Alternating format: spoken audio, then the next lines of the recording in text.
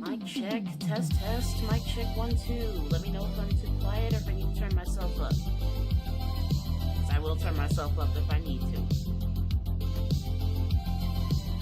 Welcome, Noah, Get Chill. I see you both in the chat. What's good? What's good? What's good?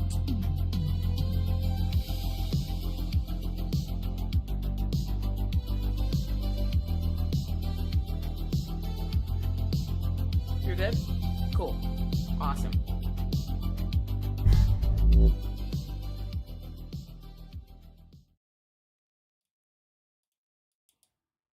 Keep this playing on low just because I want to, me personally, I want to hear it. I don't know if it's recording the volume, but whatever. Welcome to the live, you guys. Yeah.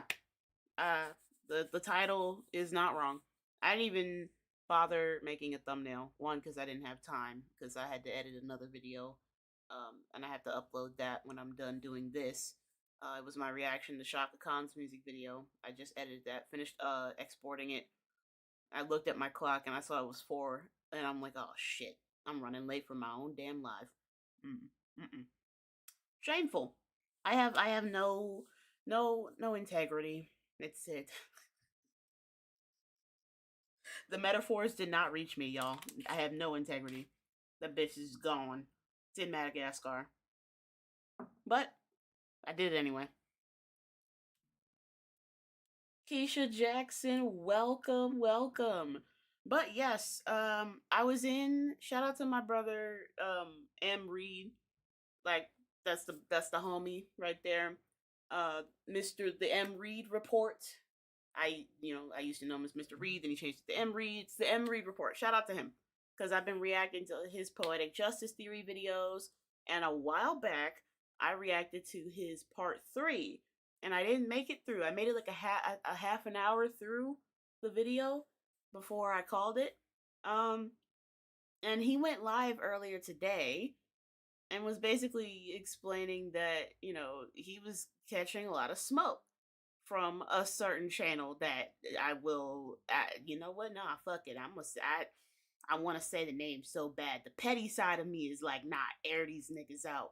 But the reasonable side is like, no, don't do that. That'd be a really bad idea. It might generate a lot of negative traction towards your channel. You might end up burning a lot of bridges. Don't do that. Be rational. Keep it cute. Keep it classy. Keep it demure, and keep it stepping. But I'm the Jesus and the Crash Out are squabbling right now, and I don't know who's gonna win. It's a close fight. New Orleans finest, welcome Diego, welcome. Yes, it was weird. Yes, like I don't agree with it. I don't agree with them. I don't agree with these niggas. You're wrong. You're wrong. You're wrong.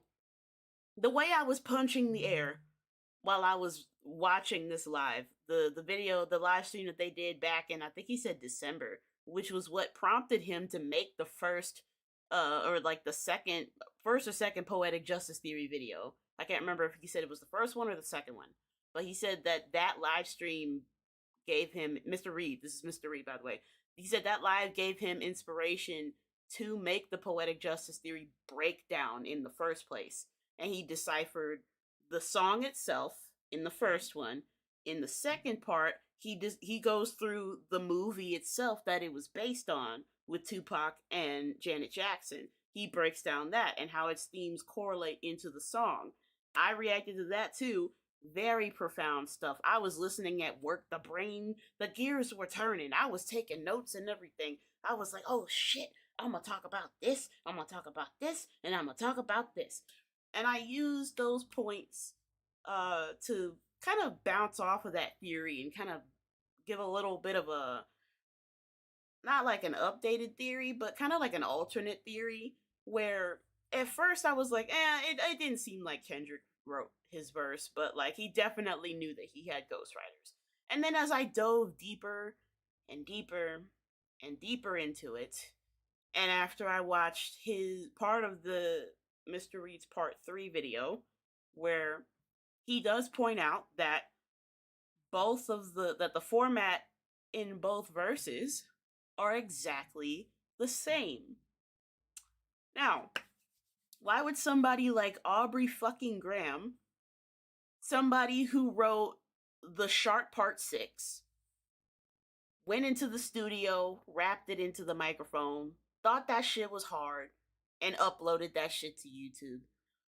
Why would Aubrey Graham know anything, have the mental wherewithal to be able to write a cohesive verse where not only did the themes directly not only were the fucking formats exactly the same, but the themes expressed in the verse were the complete antithesis to the first one, line by line? Do we really think that Aubrey Graham is that fucking smart? Are we? Let's be for real, guys. Let's just actually be for real. No. No, he's not. You know why? Because he's trying to appeal the lawsuit. That should tell y'all right there that this nigga doesn't have a working brain cell in that motherfucker. 2 brain cells fighting for 3rd place. Dumb as a bag of hammers. A fucking nasty McDouble left out in the sun too long. That is his brain right now. His brain is running on zeros. No ones. Just negatives. His brain is a negative celled organism. That's how fucking stupid he is. To get exposed for doing all this bullshit that he was rapping about in his diss track. How do you unwittingly self-report yourself in your own diss tracks? How do you self-report in your own diss tracks, Drake? How did you do that? Because literally everything you accuse Kendrick of doing, you got exposed for doing the same shit. How did you do that? That is Olympic gold medal levels of stupidity. You have to try to be that fucking dumb. And no, YouTube, this is not bullying. This is not harassment. This is education. We're gonna teach you dumb niggas out there a lesson. Don't be like Drake. Don't be like Drake. Don't be like niggas that ride for Drake. Don't be like niggas that go online and clown niggas just because they have an opinion that doesn't match theirs and they don't know how to fucking read nuance in a poem.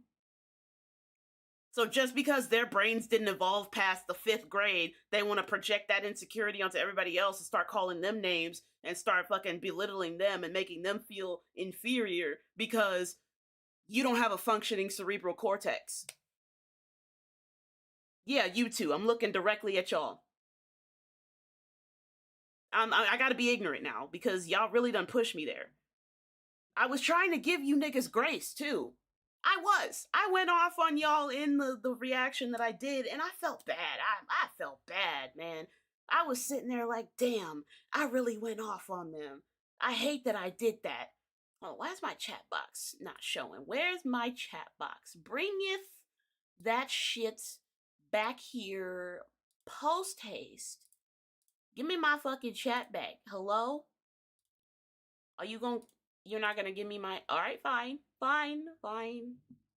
Because the chat's going crazy right now, and it's not even showing up. Where is my chat, Streamlabs? The fuck? There it is. Okay. Oh, now you wanna, you know what? I'm not even gonna pop off on you. It's fine. It's fine. We got it. We good. We did it. Finna have the chat on screen again. It was always supposed to be there. It's just for some reason it wasn't showing up. I don't know why it wasn't showing up, but it usually shows up in the beginning on the starting soon screen. That's some I shot Michael in the back, the gun is in my Cadillac, I'm posted on the back block, I'm still selling crack. Right! We out here rapping witness statements? Oh.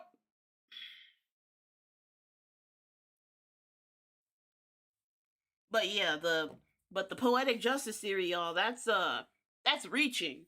That's reaching, clearly. We're just making up shit. Making up evidence, and we're using confirmation bias to put the fucking pieces together. In a theory. And it's not the difference between confirmation bias and theory crafting is that confirmation bias is using pre-existing sources and trying to form fit it to the ideas that you are expressing. Theory crafting is using real world evidence and evidence within the source material to formulate a hypothesis about what may or may not be happening in this source. We're using the lyrics. They came from Kendrick's brain. Y'all niggas want to keep saying, oh, well, unless we hear it from Kendrick himself.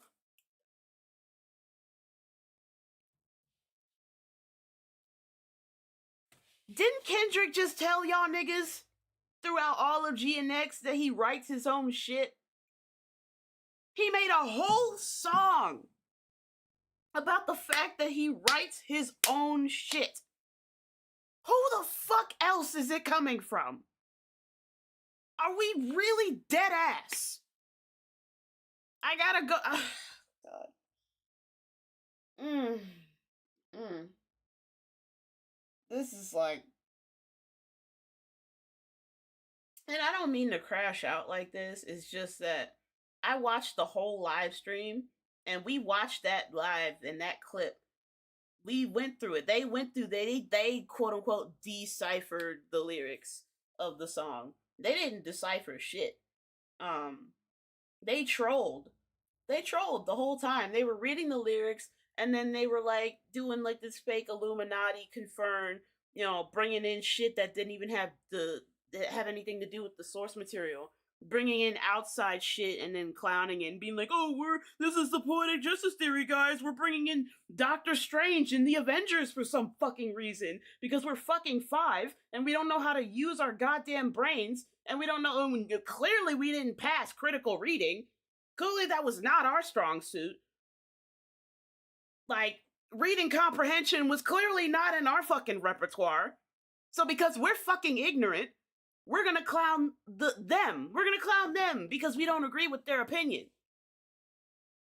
We're gonna say your opinion is stupid, and we're gonna troll you to show you how stupid your opinion is. While ironically making yourselves look stupid.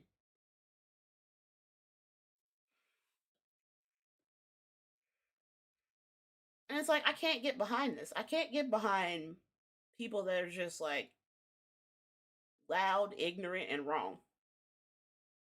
Like, we're not educated. Right, exactly. If Drake only had a brain, he would have never tried to battle Mr. Duckworth. This also means he didn't read or comprehend the verse written for him. Exactly. Because anybody who saw that verse, how else do you interpret I can never right my wrongs unless I write them down for real?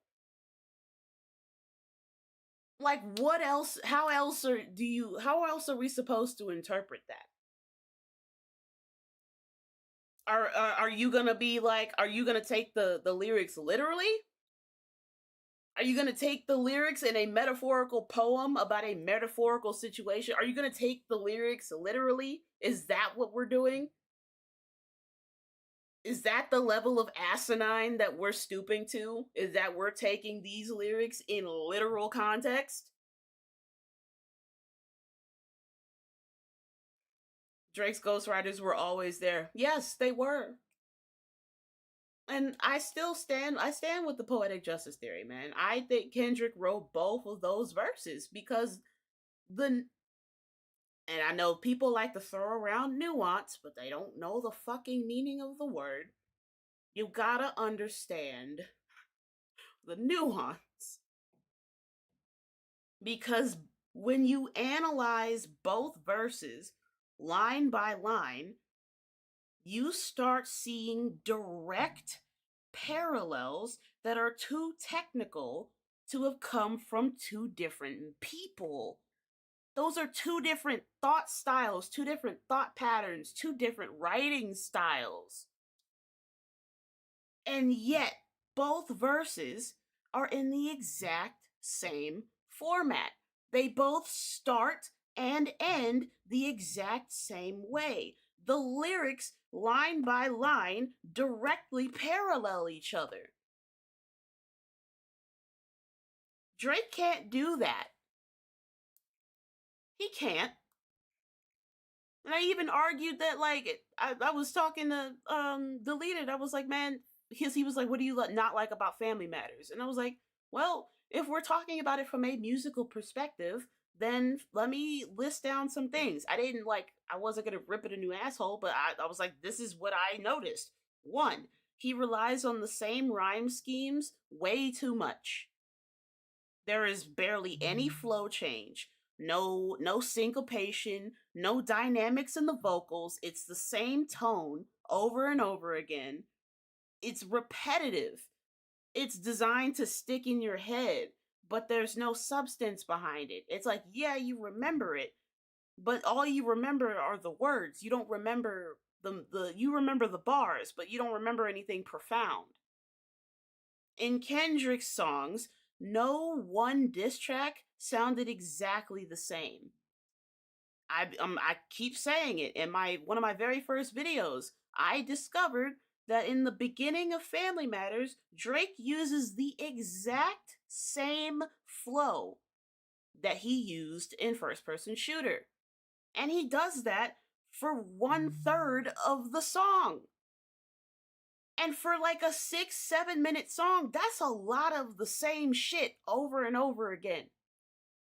And even when he switches up the beat, the only thing that switches is the beat and his flow. And then he keeps that same fucking flow until he gets to the next beat switch.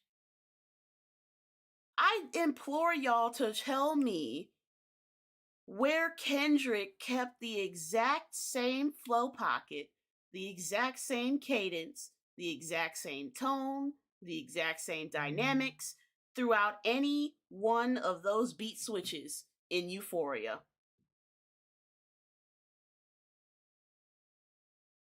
Even the way he says the words, the very first lines, he already distinguishes those lines from each other. When he says them superpowers get neutralized, I can only watch in silence. The famous actor we once knew is looking paranoid and now spiraling.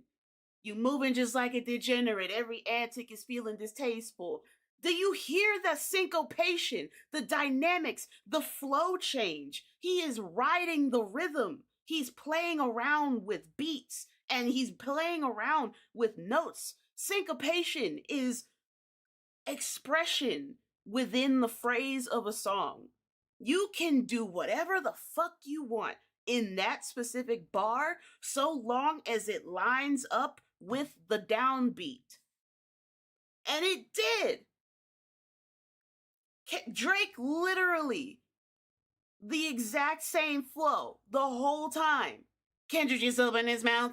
Someone go handle my Grammy right now. Where's your uncle at? Cause I want to tell him the man of the house. Like, when you put your hands on your girl, was it self-defense because she bigger than you? It's the same fucking shit. The same shit. Even in Taylor Made, boring. We cared more about the Tupac and Snoop verses than we did Aubrey's bullshit. Because all he was doing was being arrogant. Gassing him up, taunting Kendrick like he wasn't waiting in the shadows about to murk your stupid ass. You really talked hella shit. This was an entire anime arc, bro. You were the villain that got way too cocky, and the main character hit his flow state. He activated his Bankai. He went Super Saiyan. He activated his fucking the devil fruit. Bro, he tapped into that nine-tailed fox demon, and he went demon time, and he fucked you up. You didn't even know you got hit until after you dropped Family Matters. You didn't even know you were already dead.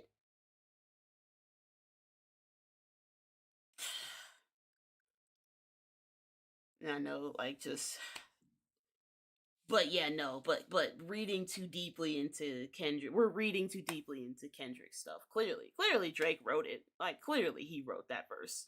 There's not a doubt in our minds that he wrote that. What? Drake? He's a lyrical genius. He's fresh with a pen. He's so original. He's so creative, guys. He's so cool.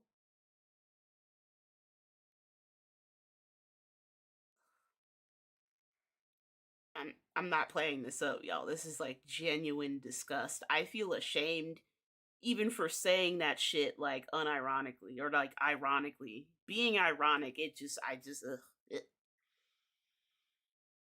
Mm-mm. Okay, but I've held you guys here enough. Domain expansion therapy session. Drake definitely wrote the Heart Part 6. You could tell. You could tell. You could tell because, like, even though I criticized Family Matters and Tailor Made and push ups the way that I did, at least the flows, at least the bars were punchy. The story was consistent. There were no continuity errors because there were plenty of those in the Shark Part 6. There were no discrepancies. Every rebuttal was clean, straight, and to the point. The Shark Part 6 is messy. It's messy. The point jumps all over the place. He contradicts himself literally in the first 3 lines. And that was my smoking gun that Kendrick wrote this. Was the fact that the one song that Drake had the most active part in, he literally contradicts his own statement 3 lines away from each other.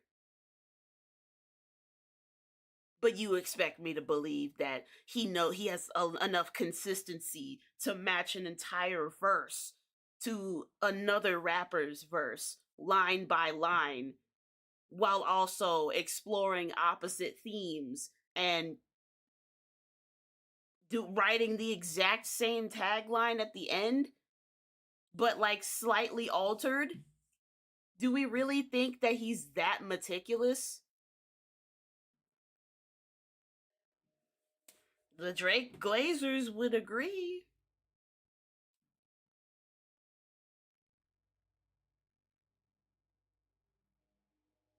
Oh, I see you, Nunu.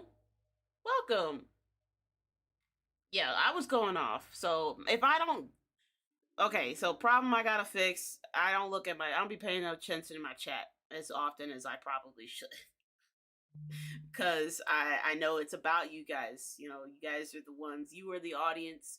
I'm merely just ranting. I am just a person that exists. But I will be. But I'm also I talk into the camera just because it's a force of habit at this point. Because I'm used to. I'm so used to talking in the camera and recording for the audience that's watching later that like I'll glance at the chat every now and then, and I got to get myself into that habit of glancing at the chat more. So I'm sorry for neglecting you guys. The chat is mad at me. My sister's mad at me because I'm not paying attention to the chat, and that's valid. I'll take that L. I'm woman enough to take L's. So yeah, I take the L with grace. That's my bad. I will practice checking the chat more just because I'd be missing some real good shit. Hold on. Dot made Drake so paranoid about the mole in his camp, he ran everyone out the room. And it didn't help when he put out Not Like Us. It had the Google Maps picture of Drake's mansion with all the little the little sex offender pins right there in the house. That I still don't know if that's real. I don't think it is, but if that's a real picture, y'all, then like that's actually insane. It's probably not. I would not, because saying that's real, that would be a reach because I have no evidence to base it off of. And I think that's the root of why I'm so angry is that these two black men clearly have no idea what reaching means. They're assuming that we're just pulling random thoughts and random pieces of evidence from dark, obscure corners of the internet and rumor mills and fucking threads on Reddit and putting a theory together because of it. No, nigga! We're using Dot's own fucking lyrics. That is available on all streaming platforms, by the way. You can look it up on Google. Genius, Music Match, Spotify, YouTube Music. Even hell, if you got fucking Amazon Music or whatever, Amazon Prime Music, if you're a brokey, like you have it on there too. That Not Like Us cover is insane. Yes, it was. Just wanted to make sure you could see my messages. Yeah, I can see everybody's messages. Like I see literally everybody. If I skip past you for any reason, charge it to the Benjamin.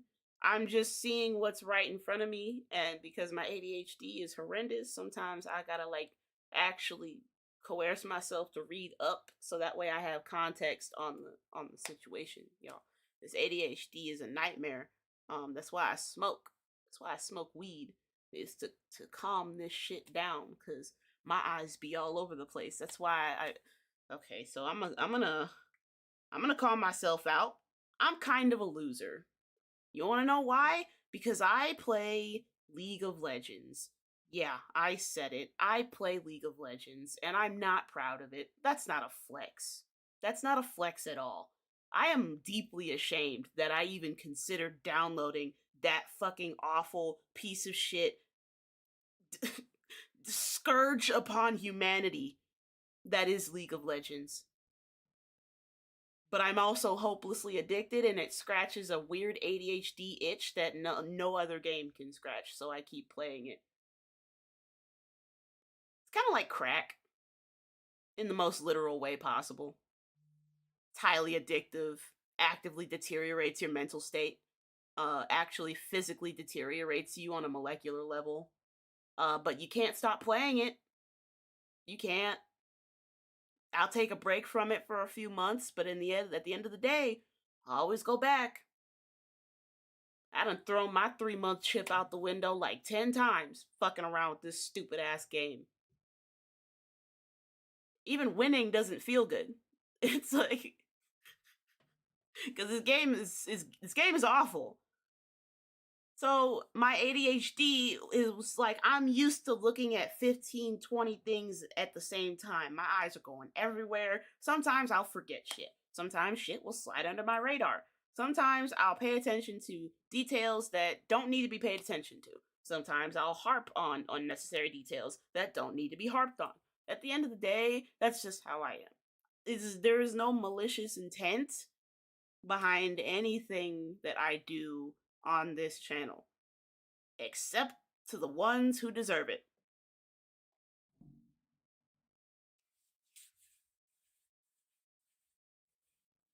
Free K-Way? What happened with K-Way? Where is K-Way? Actually, welcome, Radically. Right. Before we get into Poetic Justice, I will give my final thoughts on the Screw and Shizzy situation. I had the pleasure of watching a bunch of other creators in the community. I had the pleasure of watching their perspectives on the situation. And from what I've been hearing, people's feelings towards Shizzy range from neutral to I fucking hate that guy. And for good reason. Like he said, a lot of them he did troll. He did roast a lot of them. So their feelings range from lukewarm to not visceral hatred, but like they don't fuck with him. However, with Screw, there seems to be a universal distaste for him as a person. And these aren't people who are just random bystanders watching. These are people who know Screw personally, who, well, not personally, but who know him, who have known him for a very long time from the cipher days. What did she say? What did homie say? Like the backpack. It's the backpack something. I can't remember what it is, but from those days, they remember him from then, and their feelings haven't changed in the past 10 years. And I thought that was real suspicious. Because I'm like, how is it that in 10 years, people's distaste for Shizzy has fizzled out to where it's kind of like a lukewarm, but people's distaste for Screw is still ironclad? Like that, would all these people, and these are, YouTube, underground YouTube rappers, they have their own followers, their own fan bases. I went into people's lives, and like, I think, and it gave me kind of a thought. I'm trying to think. A couple lives ago, I made an analogy about the fox and the wolf. Good reaction on the beef. Welcome, Wildflower. Thank you. I was reporting in real time. I saw Screw's side. We watched Screw's side. For those who were jumping to, being like, oh my god, did you even watch Screw's side of it? Yes. Because if y'all bothered to pay attention to the other live streams that didn't have a thumbnail, we go into Shizzy's reaction to Screw's reaction to his first video. Now, Screw really fucked up his first impression, because when in his initial reaction, he didn't bother to watch the video that he was commenting on. He did not watch any of the 3 hours, 25 minutes, and 55 seconds of that video. I did. So I was able to provide a very detailed account of what was going on. I was sitting here slaying zombies while listening to this story. And then people were like, well, how come you won't how come you won't watch Screw's 3-hour video? I did. I just couldn't finish it because it was annoying. It was annoying me. And not even on a personal level, just as a person, it was irking my nerves, because he was clearly harping on the family aspect of what happened. He was using his family as like a pathos.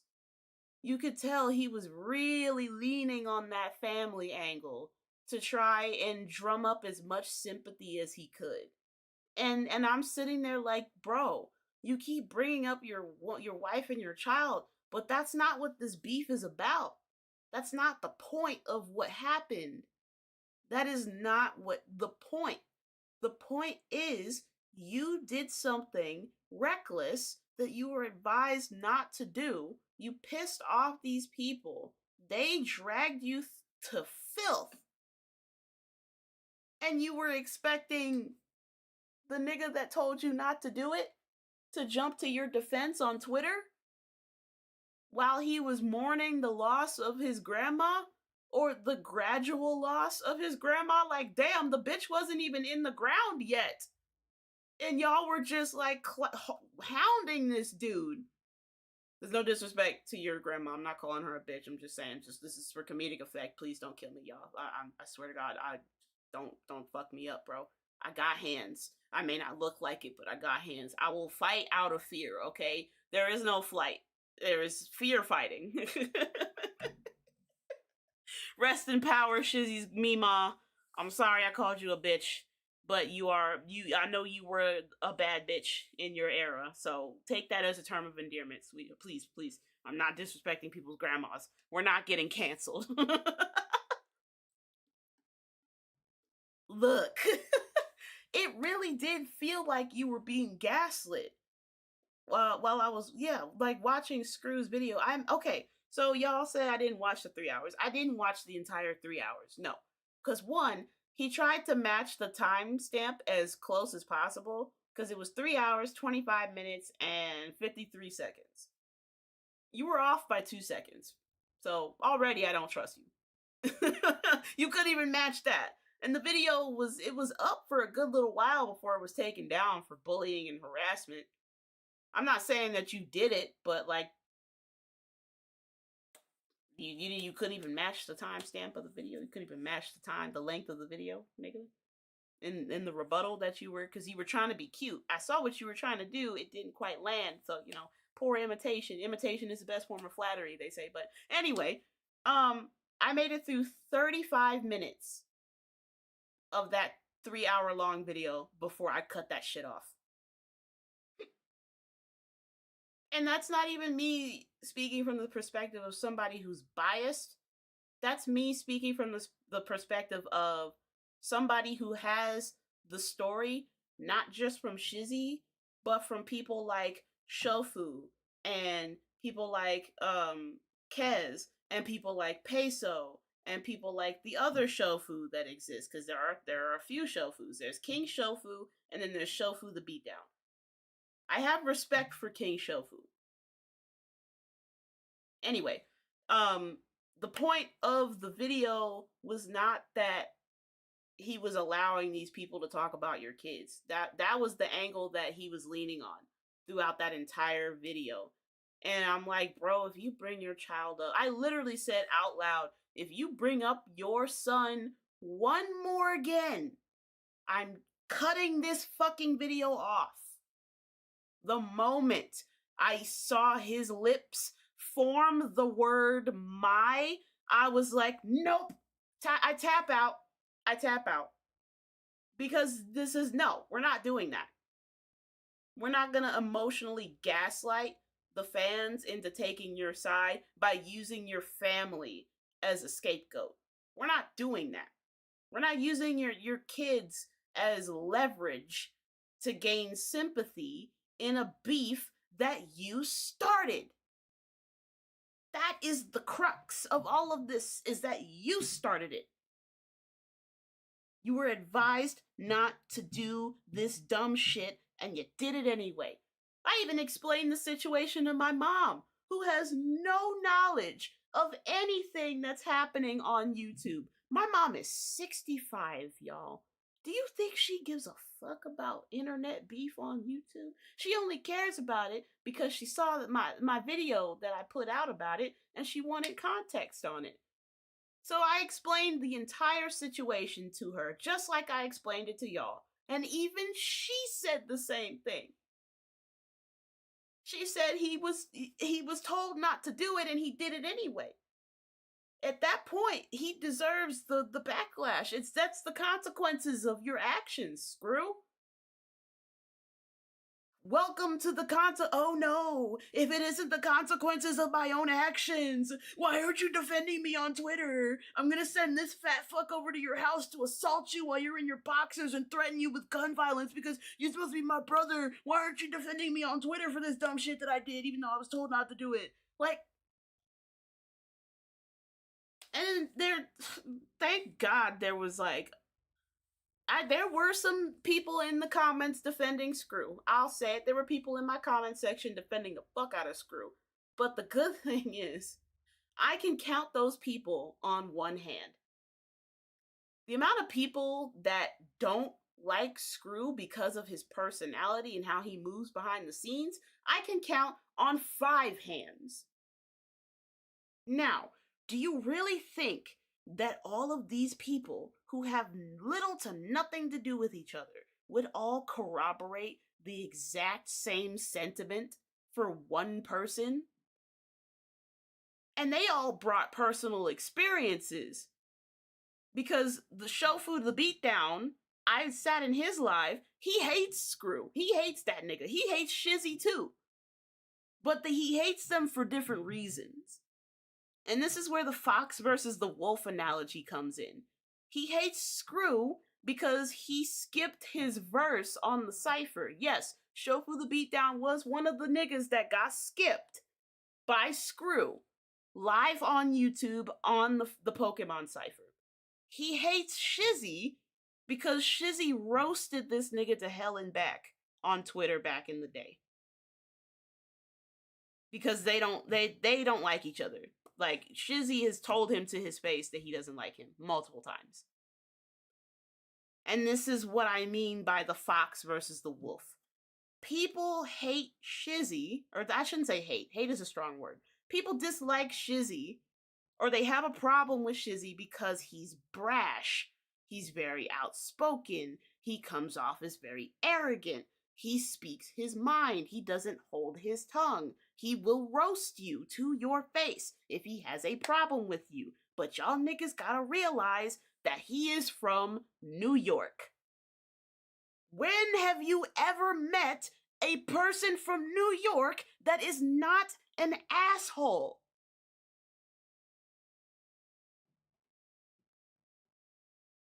The Big Apple is full of assholes, y'all. They hate people. They're just naturally abrasive and naturally aggressive because they're all just like, they're all mentally programmed to run a fade on sight. Like, on principle. Running a fade is in their DNA. And you want to know how I knew that this nigga was telling the truth? At the towards the end of the video, where Shizzy's talking about the voice call that he was in with Munfu and Screw, and he says, "You know what? We can squash this. Run me my fade." And he says, Munfu responded with, "Well, I guess we'll have to jump you." To which Shizzy responded with, "First of all, lame. But you know what? Fine. I'm mad enough. I'll fight the both of you niggas." And then he proceeded to break down how he would be able to win in a fight against Munfu and Screw at the same time. He was like, Munfu's big. He's big for nothing. I could take him down a couple swings. Screw, I've seen him work out. We were gym buddies. So he's probably going to be a more difficult opponent. He's probably going to get a couple licks in on me. But it'll be somewhat of an even fight, that'll actually be a challenge for me. But he was like, Munfu, I'll be able to drop this nigga instantly. Like, that's how I knew this nigga was serious. I was like, oh yeah, no, he's serious. He literally did a whole Sherlock Holmes breaking down how he was going to whoop your ass, both of you. Like, hypothetically, nobody just does that if they're lying. Nobody does that. That is some specific autistic shit that only somebody with ADHD / autism / is on the spectrum somewhere. That is something a spectrum child does. Where they start going through the logistics and the fucking scenarios and the hypotheticals and like the stats of each person. Like, oh, he's got the body weight and everything, but there's no muscle behind it. He's big for nothing. I could probably drop him in like maybe 2-3 hits, get him going, because I was able to hold his hands when he tried to choke me out in my boxers. Screw, that nigga's got gains. We went to the gym together. He could probably knock my shit out if I'm not careful. So I'd have to be very careful fighting him because he would actually prove to be a worthy challenge.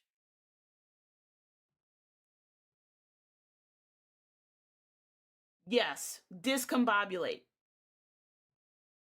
Idris, what's good, bro? Welcome. But yeah, like, he literally documented in real time the hypothetical situation of if he were to run this fade with Screw and Munfu. So, back to my wolf versus fox analogy. The wolf will tell you if they don't fuck with you. But the wolf is prideful. The wolf moves with boldness. But the wolf will not attack you when your back is turned. They will fight you face to face. If they have a problem with you, they're going to tell you about it to your face. Or in this case, in a video. Because apparently y'all blocked each other. Honestly, you need to get in the booth. My statement still stands. Get in the booth. Get in the booth and rap about it. Cause I'm so tempted to react to some of the diss tracks that these niggas put out on Screw, but I don't want to do that. Cause I don't want to be petty. I don't like being petty. I don't. I don't like going there. I don't like it when people push me there. I don't like it when circumstances push me in that direction. I don't. But those, I heard a snippet of one of them, and shit was pretty heat. Not gonna lie. Like, there was, I think one dude responded so fast that like Shofu the Beatdown was like, man, the day after Screw uploaded the video, I look on Twitter and there's already a diss track out in response to the shit that he did in the Pokemon Cipher. So that just shows you how that just shows you how much free time these niggas have. Just a dude's on the internet with way too much free time. He went Kendrick on that ass. He went Meet the Grams on that nigga.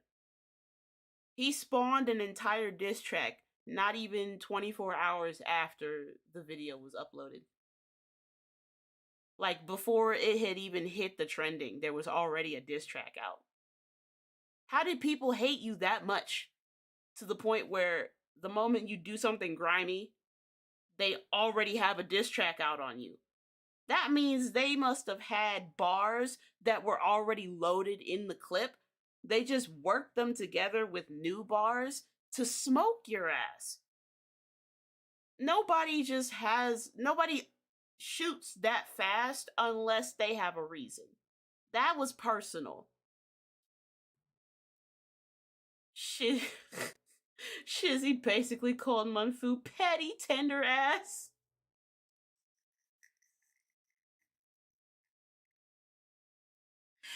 That's how all of these niggas are. A bunch of petty tender asses, bro. Just a bunch of baby bitches. They're all of them. And it's like I'll rope and I'll throw my baby daddy under the bus. I'll put him in that category too. Y'all acting like a bunch of hoes.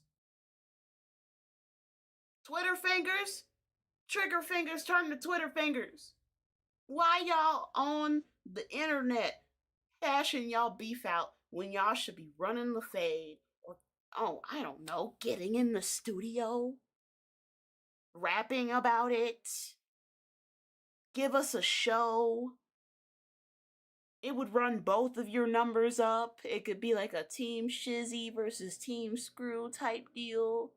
You know, it would be good for publicity. Don't listen to me because I'm messy, but get in the booth if y'all want to hash this shit out. If y'all gonna bring it to the public, god damn it, give us some fucking bars to go along with this fucking Maury TV special, this YouTube edition of Jerry Springer that we just watched unfold in real time. At least give us some bars as an appetizer or something, my nigga. Like, come on now. Just a bunch of petty internet drama, and between rappers, it would be almost expected for y'all niggas to get in the booth. It should be expected because y'all are rappers. If you have a beef with somebody, you settle it on wax. If you don't run the fade, then settle it on wax. That's all you gotta do. Just settle it on wax. Like, all of y'all niggas are acting petty as fuck. You're all catty. You're all acting catty. Even baby daddy. I'm sorry, baby daddy. I gotta throw you under the bus, bro. I gotta check you. You're being catty. All of y'all are being catty. There's no reason to be putting out videos back and forth on the motherfucking internet. This is the same shit that we clown 50 for when he wouldn't get his big ass in the booth and rap. Instead, making AI music videos and trolling with fucking Leon Thomas.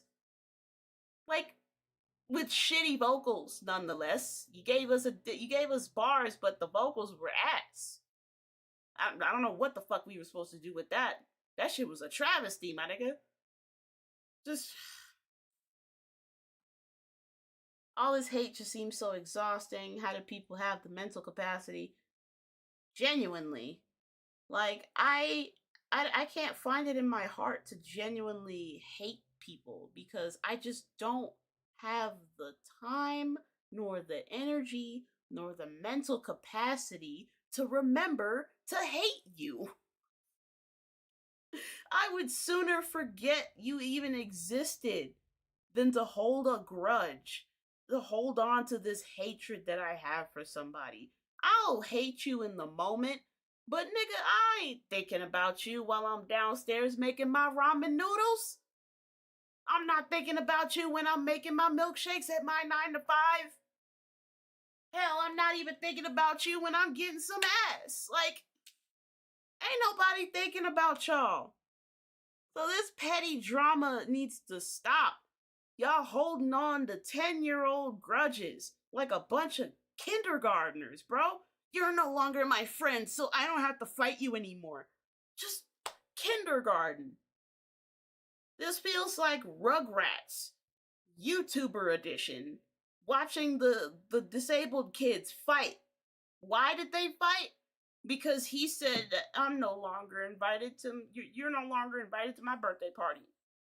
And these niggas just started throwing hands. Or at least trying to throw hands, because they weren't really hitting nothing. They were just kind of doing a little windmill type deal. Wasn't hitting shit. But they were trying. And everybody had to watch it. So as somebody who's forced to sit here and look at this dumb shit unfold, can y'all just get in the booth and settle this shit, please?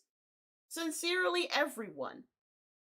Like, I think we all have the same consensus. I said this in my last live. Get in the booth. Michelle, welcome. But yeah, this is just. Hold on, let me scroll up. Cardi B is a New York crash out. Exactly. This is how much of a New York bitch Cardi is. She was only 2 seconds out of the courtroom that she just won an assault case in.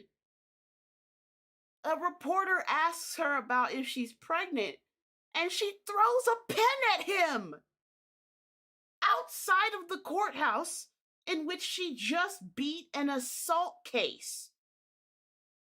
That is the level of not giving a fuck that New York people are on, bro. She was outside of the courthouse and she threw a pen at this dude for asking her if she was pregnant after she just won a case in which she was accused of assault. After, yes, chill, I am not kidding. She was doing a press conference, or she was doing an interview or something. She was talking to reporters after the court case was over. She was still in the subpoena fit, y'all. She was still in the pantsuit, still in the heels, still had her wig on, her nails. She was looking good. Some little white dude asked her about her stomach if she was pregnant. She took that pen and said, yeet! She threw that pen just like she threw that microphone at that bitch that splashed water on her. Oh, she tore that hoe up.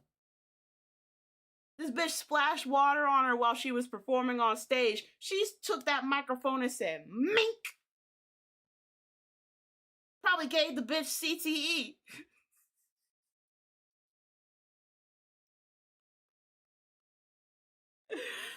Oh my god. Just that crash outs. New York is full of crash outs. And so the reason why people don't like Shizzy is because he exhibits that New York wolf energy.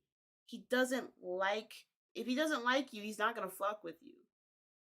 However, people don't like Screw because they all say he moves funny behind the scenes. One, he moves funny behind the scenes. I've been seeing like a trend hopper. Like he only hops on trends that he thinks will generate clicks and views and shit. Even though he has no knowledge or background of the shit that he's reacting to or, giving his thoughts and analysis on. Um excuse me. And I'm trying to think what was the other one. Oh yeah, the grimy shit that he did on YouTube where he reacted to the cipher and skipped a bunch of niggas that he didn't like. Specifically with the intent to be petty. He did some mean girl shit and it blew up in his face. You gotta take the L, bro. Just get in the studio and hash this shit out. Both of you guys. But Screw, I'm sorry, you're in the wrong here, my guy. I'm not saying that I hate you or I think that you're a terrible person. Just own up to the fact that you fucked up. It was your direct actions that set this entire chain of events in motion. Even if and Screw's excuse was that Shizzy kept pestering him to react to the video. There's a word in the English language that people use when they want to reject a request or deny or when they want to reject something like a question or an offer or a suggestion. It's a very short word, very short. It's only got 2 letters in it. Conveniently right next to each other in the fucking alphabet. N-O. You could have said no and left it at that. Oh, I thought my phone was vibrating. It was just a motorcycle. You could have said no if he was pestering you. He didn't have a gun to your head and forced you to react to this shit. He was dealing with his own shit. You chose to react to that video. And you try to put it off on Shizzy like, oh, this was supposed to be for you. He told you not to do it.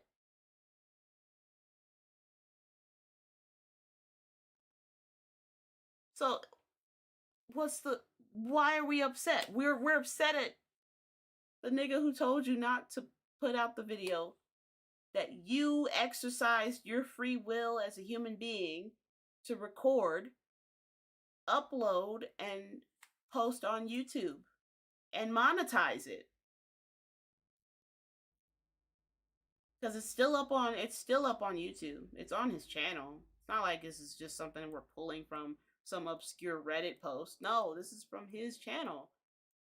And I think that's the part that people are missing, is that the video exists.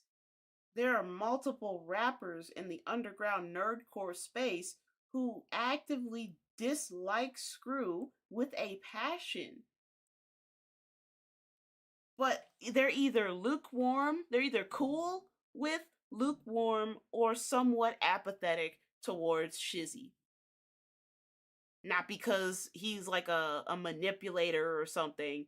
Well, Shofu had that to say, but after a while listening to him talk, I understood why he didn't like Shizzy.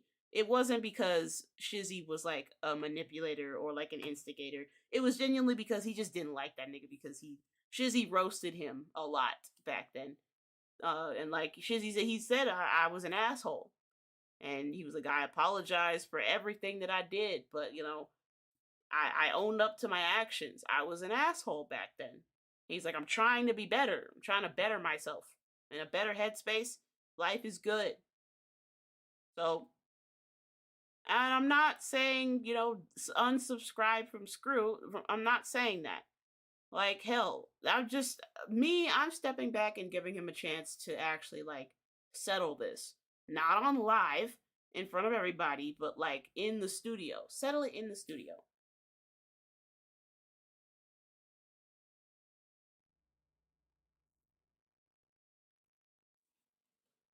At least you got something out of the Knox Hill beef, even if that was a little silly. It was silly. And you want to know who made it silly? Screw. Knox was coming with bars. He was coming with facts, receipts.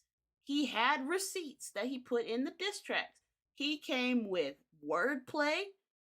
He came with dynamic flows. His cadences were nice. His beats were hard. Well, his beat choices, because I think they were rapping over the end. They were rapping over the Kendrick diss, because Euphoria was the one that Screw used,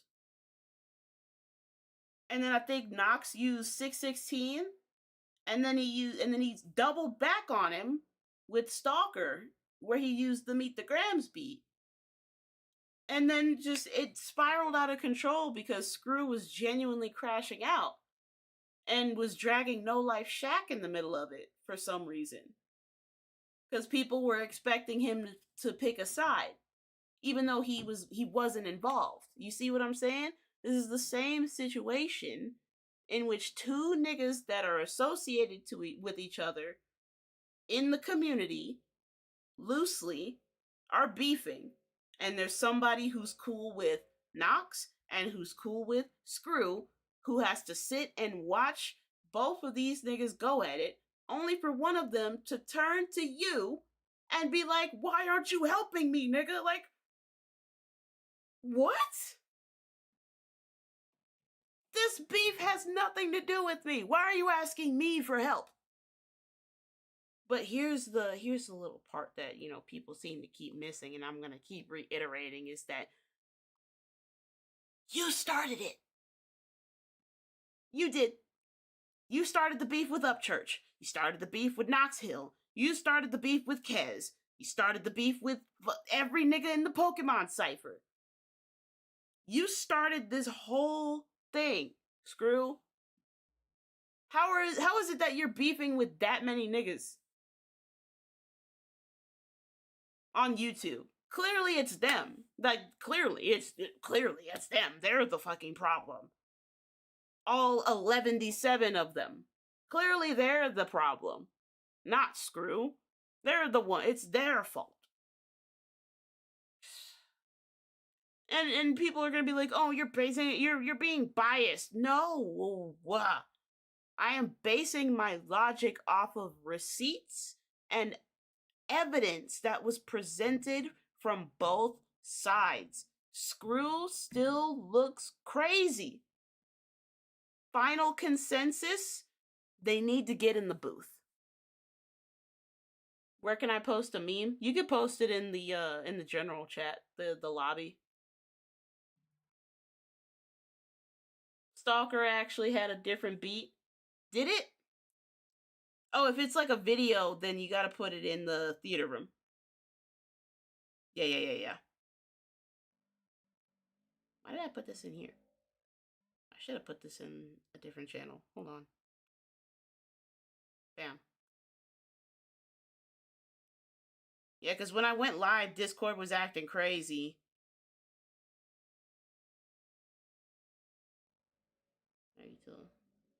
Hold on, sorry, I'm reading messages.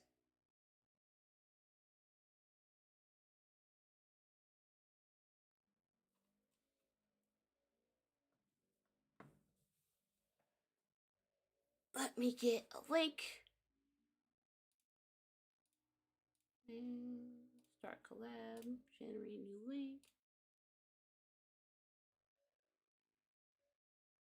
Welcome, Miss Hummus. I just got finished ranting about the whole the Shizzy and Screw thing. My consensus still stands. They need to get in the studio and wrap it out.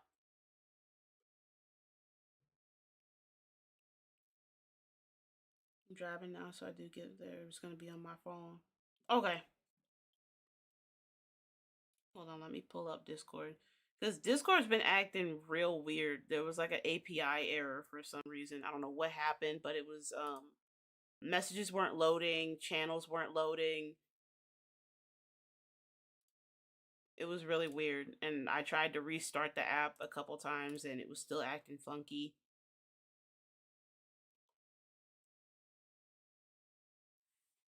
Alright, I sent you the link on Discord, Nunu.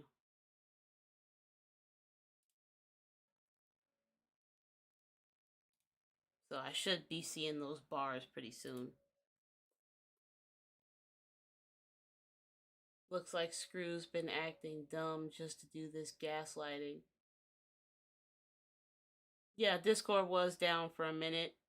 I don't know what happened, but this whole situation is just dumb.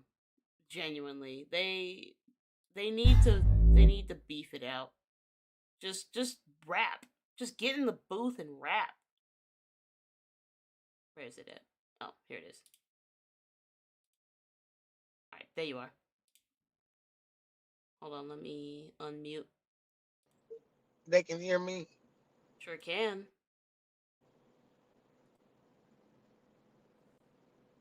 I was just beatboxing, so they couldn't hear me, right? They couldn't hear you beatboxing, no. Okay, good, good, Hi, sis. because it was hard. Hey, I yo, know. Shit. I just wanted to Oh, the lashes. Yes, look at them. Okay. play with me, girl. Yep, I did mine too. Yes, bitch. Because I Yes, was yes. looking my sis. I say she Oh looks my very god, demure. we both look so. Oh, you look so Yes, good. we look so juicy. Yeah. Now, I'm gonna say this just because that made me think about the Zodiac rap I was listening to. Don't cry them lashes out, girl. Girl, I got, I got a time. Oh, she cut out. God damn it. Let me see if it'll come back. She might have hit a dead spot. Did it come? Hold on. Wildflower, thank you for the 10. My favorite YouTube diss track will be Ren's response to King Dada. That was hilarious and respectful at the same time.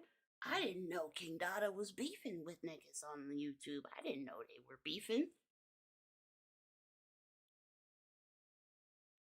In the words of Gina, get in the booth. I'm tired of content creator beef as well, man. There's too many niggas just beefing with each other for no reason. They need to get their asses back in the booth. Hold on, let me see if I can let me let her know your camera cut out.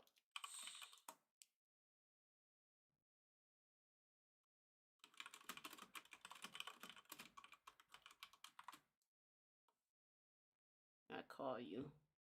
Reactions to reactions to reactions. It's a little crazy. It is. That's why in my other live I was like reactionception. All right, so I'm gonna call Nunu so y'all can hear her. Hopefully can it connect? Hello, hello. Am I coming Hello, through? can you hear me? Yes, I hear you loud and clear. Hold on, let me mute this and Okay. then. Right. Hey guys. Hi everyone. Hi. I see you picking up. Y'all can hear Nunu, right? Let me know. I Hearts can in the hear me. chat. Hey. Not the Boom, boom, bibbity boom. bap. Not we hitting the boom scat skibbity pap Scat, scat, in the. boom, scat, scat, scat, scat, scat. Thank you, Noah. Okay, yeah, they can hear you. Noah immediately. He understood the assignment. Thank you, Noah. Okay, okay, no, baby, you don't know it beyond it. You Oh know, yeah. besides Winnie the Pooh, the Tasmanian Devil is my other favorite character. Oh, the Tasmanian did. Yeah. Yep. Uh-huh. Yep. Mm-hmm. Because he Mm-hmm. does Baby, what he comes in, does what the fuck he needs to do. He's about that and life get, and get the fuck on. and get the fuck on. Mm-hmm. That's So me. is. That's me. ADHD all the way. That's me. Regal said we can hear her crazy son. Oh, hey Regal. Okay, I'm gonna be quiet. I just want to Nah, come in on this. I'm listening, child. I'm listening, honey. she wanted to come in and Mm-hmm. ear hustle because that's what we do. Mm-hmm. You Mm-hmm. hear people Mm-hmm. in the hair salon gossiping. You gonna scoot down a couple chairs. You gotta make it look inconspicuous so you can't look like you ear hustling. You gotta Mm-hmm. grab a I sure had. magazine and you gotta like half read that bitch. Stay on. Yup. You gotta True. flip a page Mm-hmm. every now and then so it doesn't look like you just staring at a magazine on one page. Mm-hmm. Then you look weird. Mm-hmm. You look That part. suspicious. You look very Paris, you looking unfamiliar right now. And then you look for an opening to where you can jump in the conversation, because they'll welcome you in the conversation now. If it's something that that y'all agree on, they're gonna be like, yes, boo. And then you see this, and then you saw Monica wearing this bullshit. She had the high top. Did you see what Clarissa was wearing the other day, looking like a big old Barney statue? Oh my God, yes, I saw. That's how we connect. That's how we make connections out here. Oh my God, this is hilarious. That is that is known as the Black Woman Distribution Society. That's the secret society of Black women. We know the passcode to get in on the tea. Facts. I'm in the bushes. I'm the sorry. secret of getting in on the tea is that the passcode is that there is no passcode, but there is. Oh, get out of my head, girl. Get out of my head, though. Get out of my head. Just get out of my head. I thought the same shit. Get out of my head. Running it back from the beginning. All right. We'll see you in the future.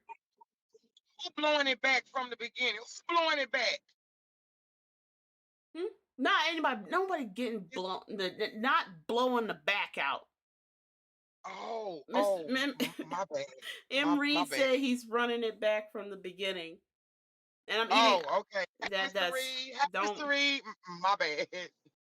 I'm eating fruit snacks, y'all. I'm not gonna say the name. Y'all know what it is, but I'm not saying it because it's gonna sound crazy considering what I was just talking about. What's the name? What's the name, sis? What's the name? What's the name? Huh? Y'all see it. This is what I'm eating. I can't see it. You gotta tell me because I'm on Discord, so I can't. I'm not saying it out loud because I'm gonna sound crazy. Because I can't see it. Hell no, so I'm not saying it. Okay, spell it. I'll say it. Fine. I'll put it in the chat. I'm gonna put it in the chat because I'm not saying this wild, crazy shit after we were just talking about taking back shots. Nunu?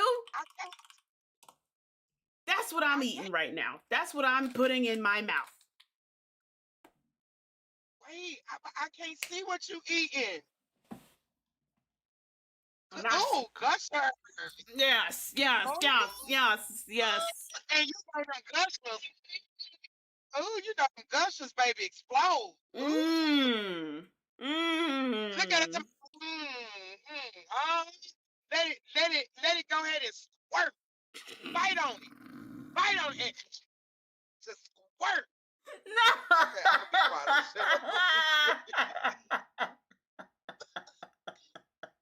Did you say bite on it? What the Yeah, bite on it. Don't you know? Oh my God. I can't. You bite on the gusher. You know when you bite on the gusher? I cannot with this woman, y'all. I'm losing my mind. We're gonna make a new rule. We are not allowed to be within 100 yards of each other if we want our stomach not to hurt at all. Sorry. Like, okay, sorry. It's always trouble, bro. You said it's a gusher. So that's what they call. That's what they called. I blame whatever candy company made this shit. And whoever made it had porn in sight. I don't care what you say. Because when you bite on it, it gushes out. It just goes. It's exactly what it does. Be quiet.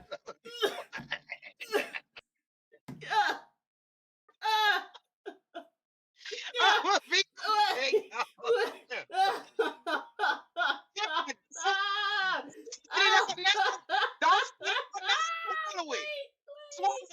of it. All of it. It was the sound effect that got me. What the fuck? No, you ain't shit for that, dude. You're gonna get us fucking age restricted. That was a water noise. The gushing noise. No, I was not ready. You can't do that to me. I choked on my own saliva just now because I gasped audibly. I'm sorry. Sorry. I'm sorry. I won't say. I'm sorry. Black Jesus. Black Jesus. Black Jesus. Came in on the ass show. Mama's ass. Black Jesus, I'm sorry, man. I'm sorry. I'm sorry. I'm laughing because it's hilarious. I'm going on mute now, people. I'm going to go pick up the boys. I'm going on mute. I have nothing else to say. I think I've said enough. I needed that. I needed that. I love everybody in the chat. I needed that because I was really crashing out earlier. On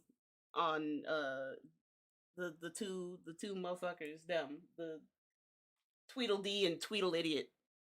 Lady. Okay, well, at least you were able to laugh. I got you to laugh a little I'm not looking at the chat, y'all. I wasn't meaning to. I'm not looking at. I wasn't meaning to. Michelle said gagging on the gushers. That part. No. Oh God. No.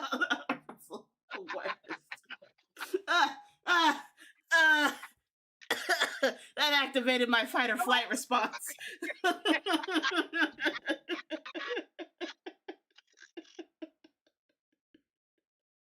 I gotta stay out the bushes. I swear I do. You better stop all that laughing while you driving. I'm not finna cause nobody to crash. Okay. I swear my hands on the steering wheel and I'm driving Miss Daisy. Okay, you better not drive Miss Daisy into the afterlife now. You better hold on now. You better don't be, because I'm telling you, all this laughing and kee-heeing, and then you be done driven straight through the pearly gates and wondering why the fuck you here. And it's like, God's like, you ran a red light, chick. I promise you I'm not. I swear I'm not. Safe driving is important, y'all. Public service announcement. Drive safe. Don't drive distracted. Keep both hands on the wheel and keep your eyes on the road. And keep your titties on the horn. That part. Yeah. That part. Because you never know when you may need to kind of lean forward and hit that bitch. Boom! You better Respucia them hoes. How you hear it? How you doing? Okay.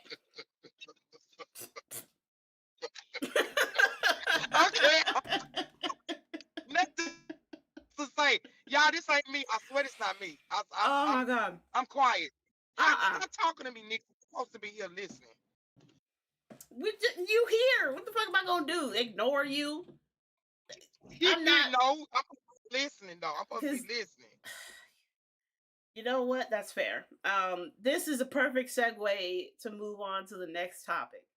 We are gonna be reacting. I'm mute because your nephew's getting in the car. All right. We are going to be revisiting the How to Decipher Poetic Justice, Seeds of Money Trees, Part 3.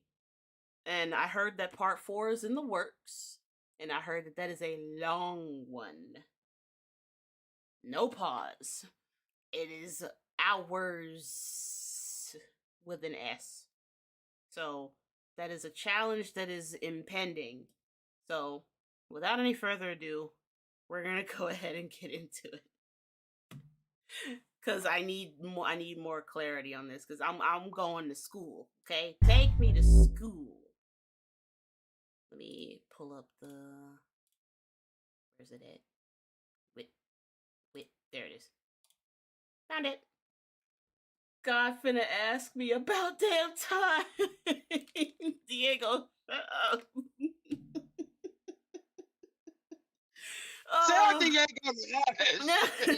Maybe have you on this guy's song. I don't know. I think we should pass on this one. Yeah, I don't know. It feels like one of the ones we should cut. He came back for some more. So. Now, before we continue down the timeline, I'd like to bring your attention to one of Kendrick's most popular unreleased songs. There we go. Cartoon and Cereal. Released right before he went on the Club Paradise tour. Low. Also, shout out to M. Reed. Shout out to the homie. Subscribe to his channel. These videos, they're long, but they're very well thought out. These are like PowerPoint slides. I don't know what software you use for your slides and everything, but this is all evidence that was gathered, like real world evidence and pictures. No AI play shit. None of that. This is real research. This is collegiate levels of research poured into these videos. So the simple dedication alone deserves a subscription. So show your support to the amount of hard work and dedication that went into making all of these by hitting that fucking subscribe button on his channel. Subscribe to M. Reed, the M. Reed Report. Actually, fuck y'all. I'm gonna grab the link and we gonna post it right in I'm gonna put it in the chat. I'm gonna copy paste it right in front of y'all just to show you I ain't playing with y'all. We supporting our motherfucking brothers and sisters in this house. You better tell them, sis. We support ours in this house. This is a black power household. God damn it. Say it loud. I'm black, y'all, and I'm black, and I'm black, and I'm black, y'all. Your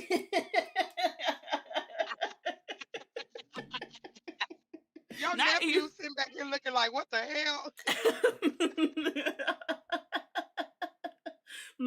Don't mind me, nephews. I'm just blame the NyQuil, okay? Blame the NyQuil.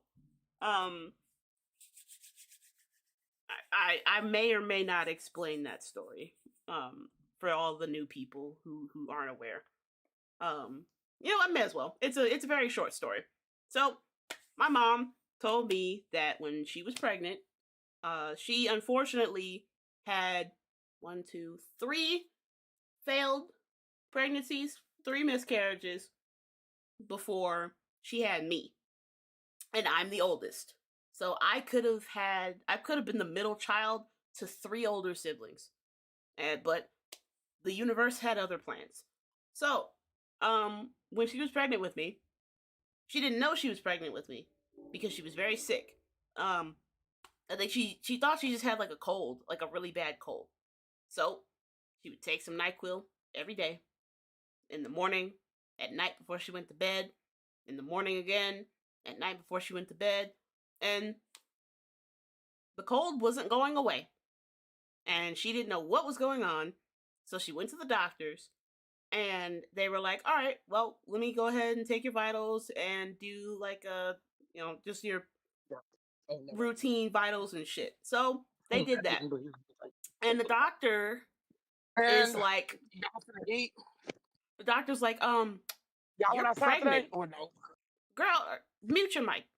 I'm telling, this is story time. Yo, they're talking to her. She talking to her nephew. Baby. She can't even hear me. She got me in her purse, y'all. Help! Help!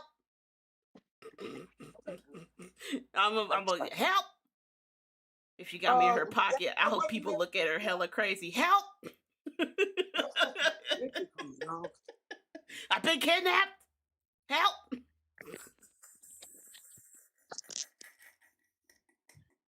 Oh, shit. Help! It's dark in here.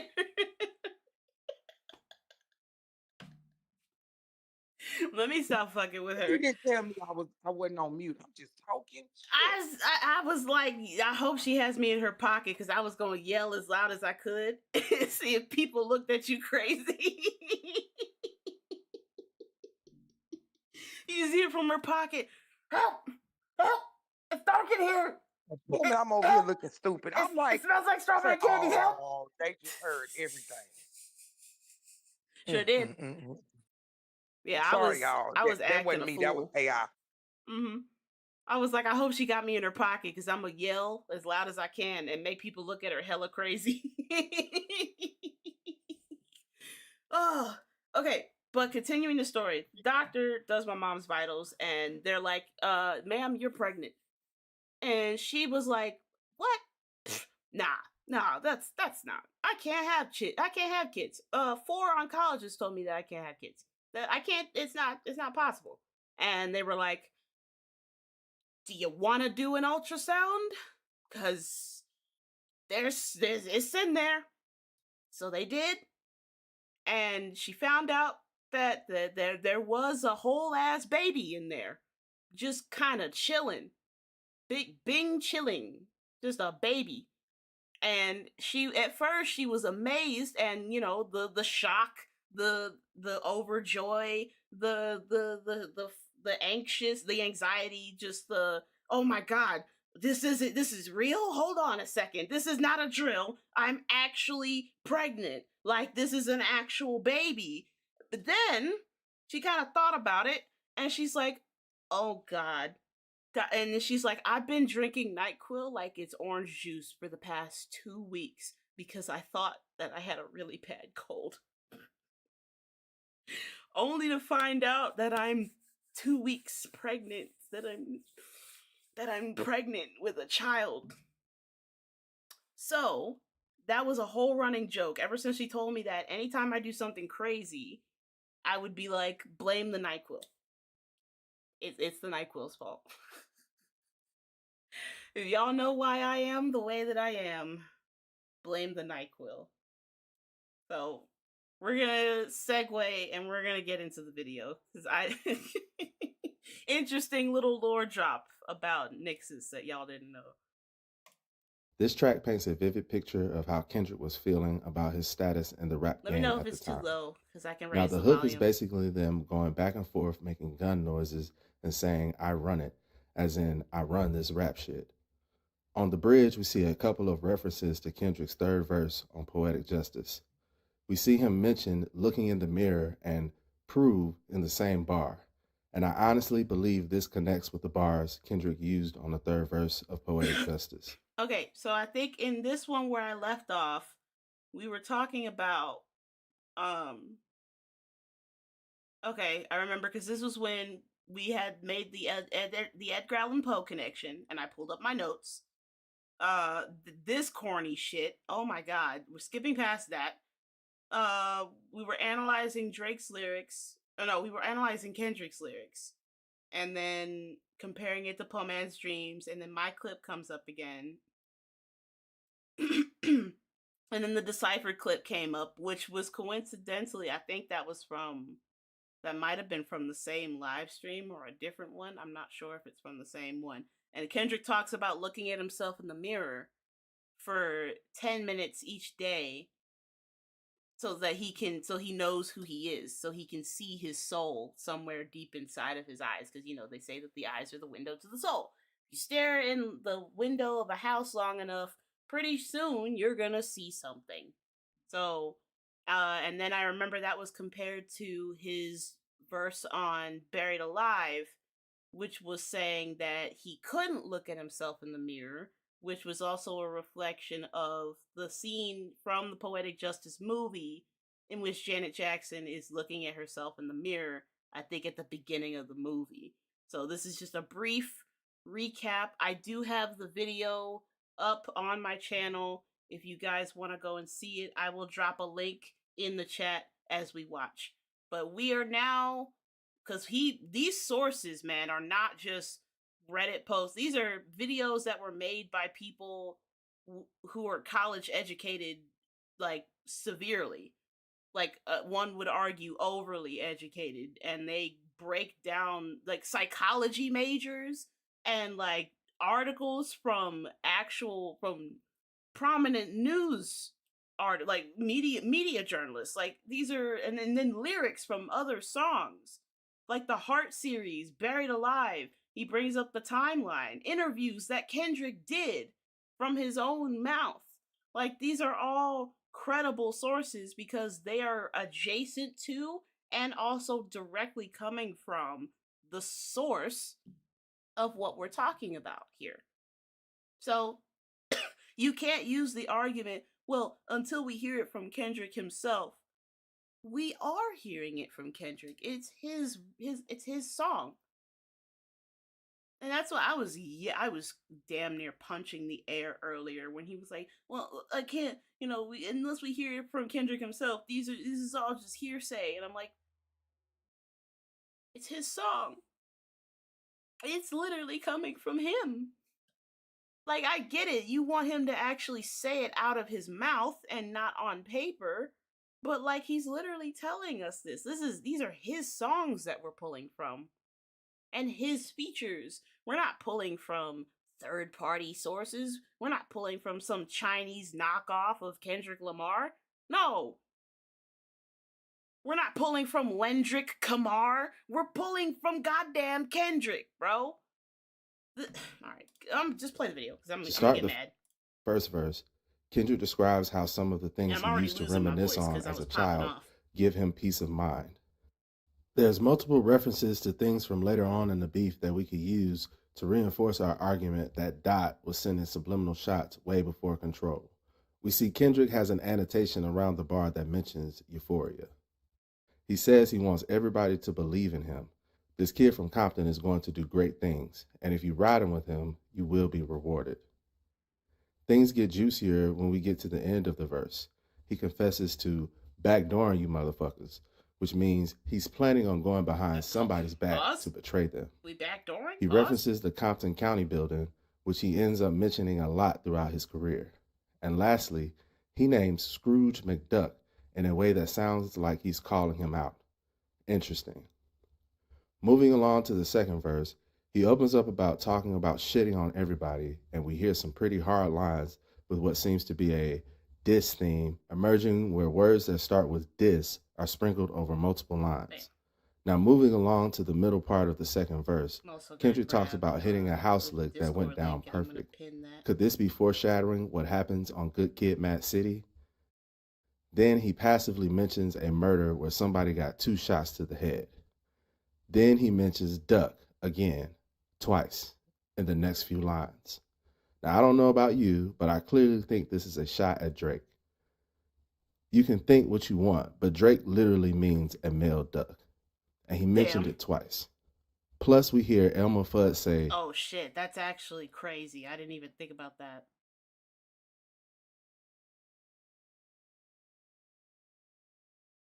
That's hilarious.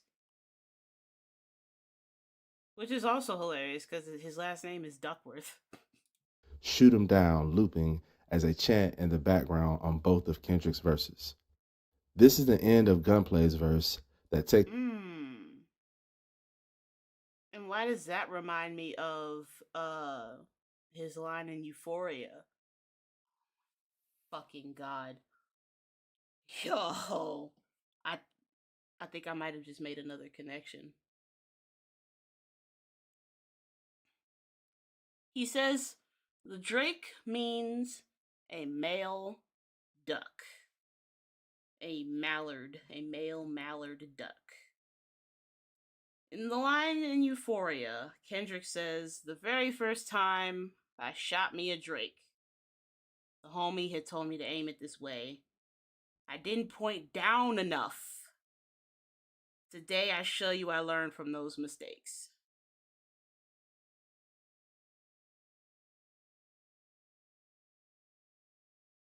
Yeah, so we're gonna do the stupid fucking Illuminati bullshit that they were trying to troll and do. We're gonna actually use these connections here. We're gonna use these lyrics here. So that's also hilarious because Drake does have a habit of making duck lips in the camera whenever he takes a selfie. That's not fact, that is actual photo evidence of him making duck lips.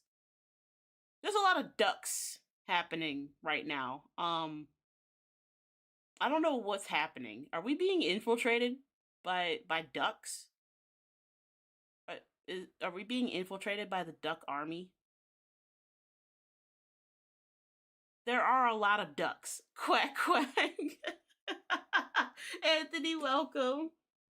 Drake does mean a male duck. I didn't know that either, but that makes the very first time I shot me a Drake line That's crazy. That's a crazy coincidence. I don't know. That's one. I'm seeing Duck a lot more than 3. I'm gonna use the rule of 3 on this one. Okay, Duck came into the conversation like 5 times. Takes us to the end of the song. Now I know Gunplay's lyrics don't carry much weight in terms of the theory, but I found it appropriate that he pledges every word we ever heard was honest. The outro to the verse and the song does play into the theory with the player with lots of game though, and it says to be continued. So let's continue. When you look at, like, we'll say like conscious rap don't sell or niggas, but then you look at a J. Cole, then you look at a Kendrick Lamar, then you look at the top rapper, comedians, you get a Cat Williams, you get a Dave Chappelle. Like, these things do sell. We just go ahead, y'all like they have at it. Do you still put Kendrick in the conscious category now? I don't even like, because he don't even like Ducks in the chat if Kendrick did indeed shoot at a Drake. If he absolutely annihilated a Drake. Ducks in the chat. I want to see ducks in the chat. No, I don't like the word conscious like means something different to everybody, right? I just think it's hip hop. I told you he gonna put him in there. If you're just now tuning in, or if you're watching later and you accidentally skip to the middle and you're like, why the fuck are there ducks everywhere? Not the duck with the gun? That's hilarious. We playing duck hunting here. He loved California and the baby. He not going against that, B. When Ice Cube say today was a good day, is that conscious rap? It was just a good day, B. I think it's crazy. I think it was just a good day. I think it's weird that when he said we gonna be all right, we gonna be all right. It's just a good day. I think it's weird that in our culture, perfect examples, because you said Kendrick Lamar, he throws a shot at Drake and Cole, and they say it's for the sport. But in reality, what really is it? Well, I mean, he threw a shot back. I knew he was gonna say that too, because they put their first shot out. How is someone, as an artist, you always supposed to think you're the best. How is someone saying we the best? Like, oh, we this, we that. What's the matter with someone saying that? Well, I like to look at the context. But then I saw the video of Kendrick Lamar bigging up Drake, thanking him for taking him on a tour, and this, that, third. And things change. Yeah. Nah. You never supposed to bite the hand that helped you feed you. Well, helped you feed you, but it's not the one that just fed you. Thank you. Know what I'm saying? Thank you. They fucked all that bite the hand that feeds you bullshit. If you fed your own hand, you bite the shit out of that hand, because that hand didn't feed you. You fed yourself. That nigga he didn't need handouts from Drake. He did the grind on by himself. He wrote his own shit. Don't bite the hand that feeds you. Fuck that mentality. That is gaslighting mentality. That is manipulation tactics right there. If you ever hear somebody say unironically, don't bite the hand that feeds you, just look at that person sideways. If you're in a relationship with somebody who says that shit, you gotta look at them with a side eye. Because that's no. In this situation, no. Hell no. A lot of people that paid you, but that don't mean you loyal to each person. Listen, if my man right here, if Drake benefited by having ASAP and Kendrick by him, exactly. Because wasn't no niggas on the East Coast trying to listen to this fucking to Wheelchair Jimmy? Are you shitting me? Fresh off of Degrassi? Wasn't no New York niggas trying to hear all that. He takes me, pulls me up, I'm never gonna shit on him. Unless he shits on you and you're like, damn, what was that about? Who he's from California, you don't understand. No, he's not going against Kendrick. What don't you understand? We're now coming to the point in the timeline leading up to the release of Good Kid, Mad City.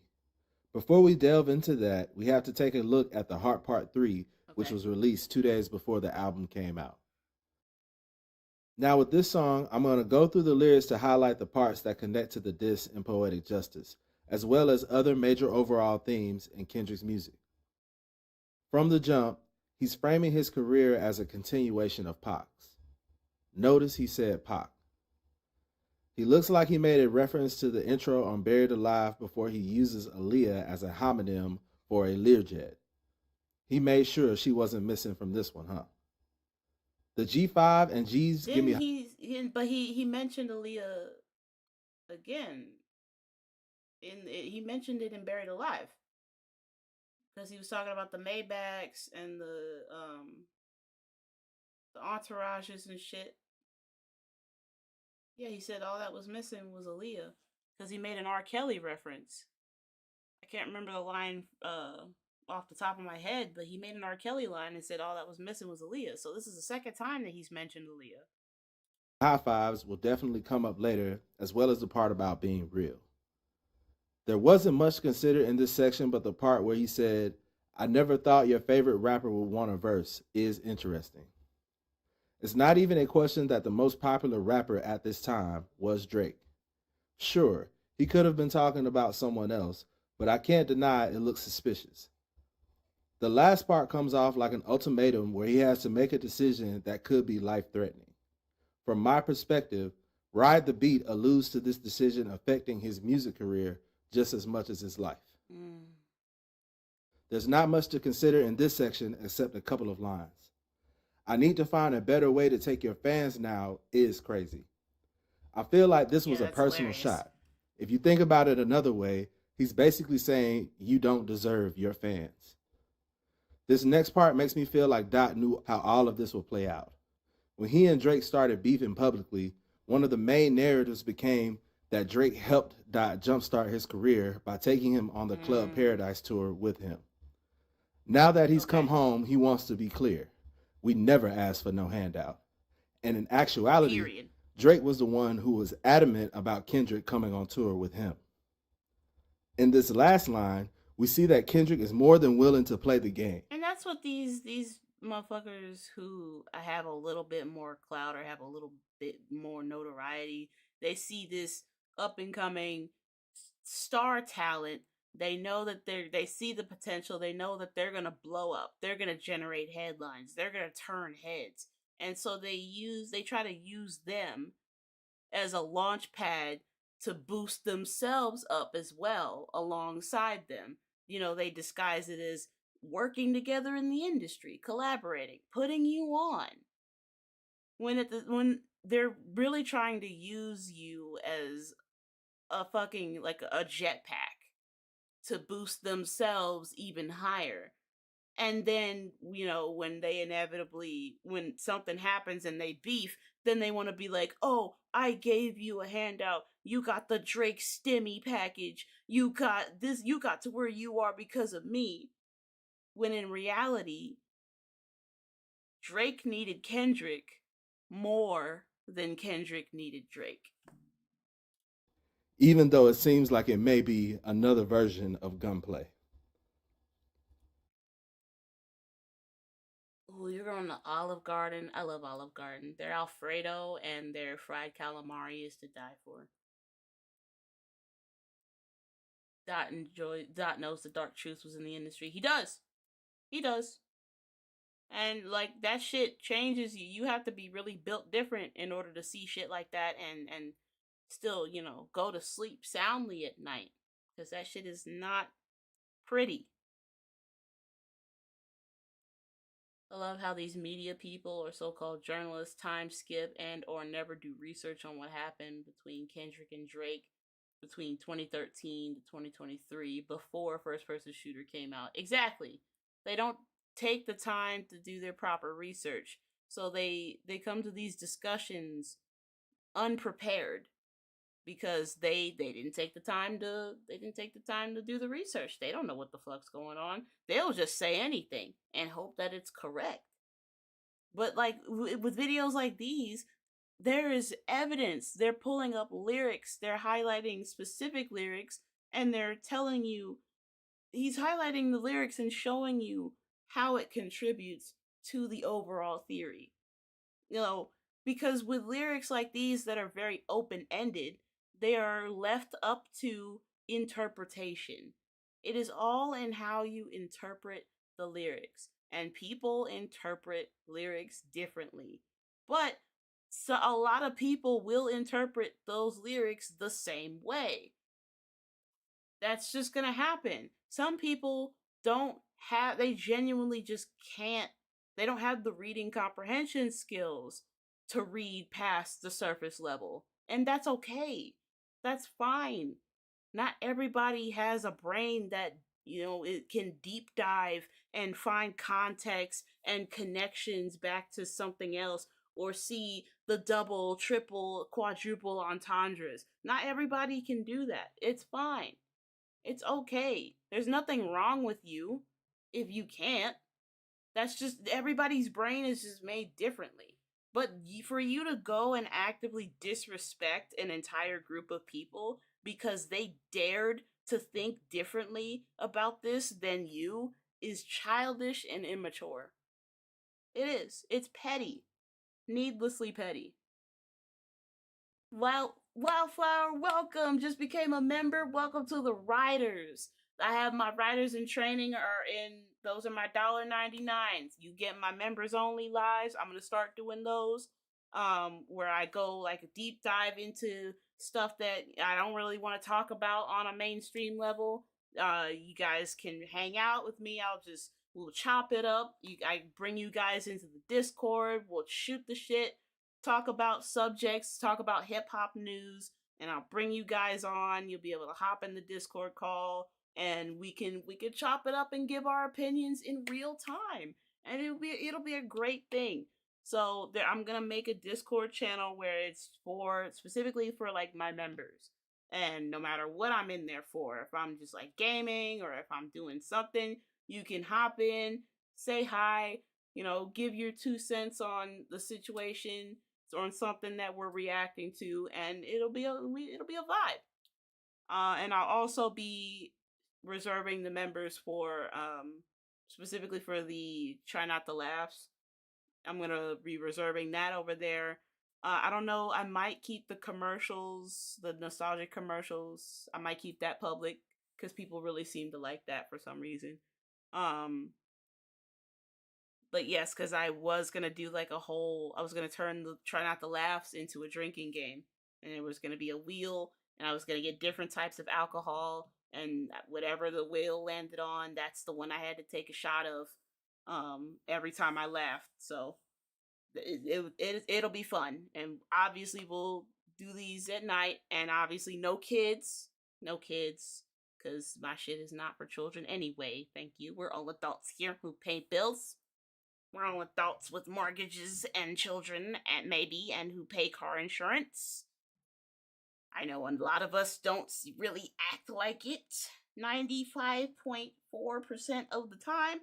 I don't act like it 50% of the time because sometimes I'm a goofball. It is what it is. Blame the NyQuil. Reeling back. Shout out to Wildflowers.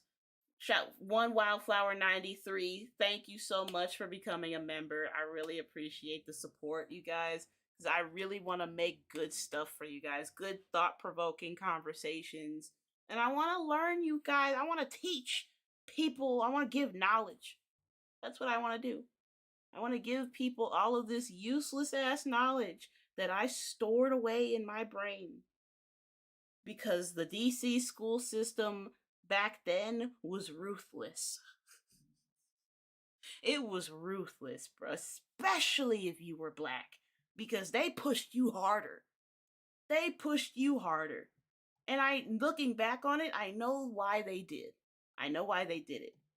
But they really pushed you, and they said you are not going to be out here ignorant, because the margin of error for black people is already substantially large compared to the other races. You are not going to give these people more ammo. You're not going to give these people a stereotype to label you as. You're going to be a fucking intelligent ass bitch. I'm talking spelling bees, essays, thought-provoking readers. Like, we did reading comprehension. I was reading at a 5th grade level in 2nd grade. 1st and 2nd grade, they were like, oh, your daughter's reading at a middle school level. We're gonna put her in the advanced class. And I'm just like, no. Because that means the homework is harder. And it was. I was in AP English in high school all throughout the entirety of high school. I took the standardized tests. I took the SAT. I scored in the 98th percentile. On the reader's comprehension one specifically. I sucked ass at math. I hate math. But damn if I didn't score high in that fucking category right there. The reading comprehension. The critical thinking skills. They were like, she's bright. She just doesn't like doing the homework. It was true. I'm a lazy bitch. I don't like doing homework. It's annoying. Because it's like, if I already know the shit, why do I gotta keep writing this bullshit down over and over again? This is just getting in the way of my video game time. But I did it. Because I knew if I didn't do it, my mom was gonna beat my ass. So, you know, it was do the homework or not be able to sit for a couple days. And you know, that when you in school, you gotta weigh your options accordingly. You can't be stupid. Now, we can't be stupid and reckless. We're black. We tried that white people shit one time, and it was never again. Yeah, we got a little bold one time. We all did. You know, we slammed the door just a little harder than normal, or maybe we mumbled something under our breath, or we had the nerve to say that dumb shit out loud to our parents, and then try to walk away like we're, you know, Tyler down the street saying fuck you to his mom. I could say fuck you to my mom. Then you wake up 3 days later wondering what the hell just happened. Yeah, no, we all tried that bold shit a couple times. We never did it again. Oh, 17 for 300? That's fine.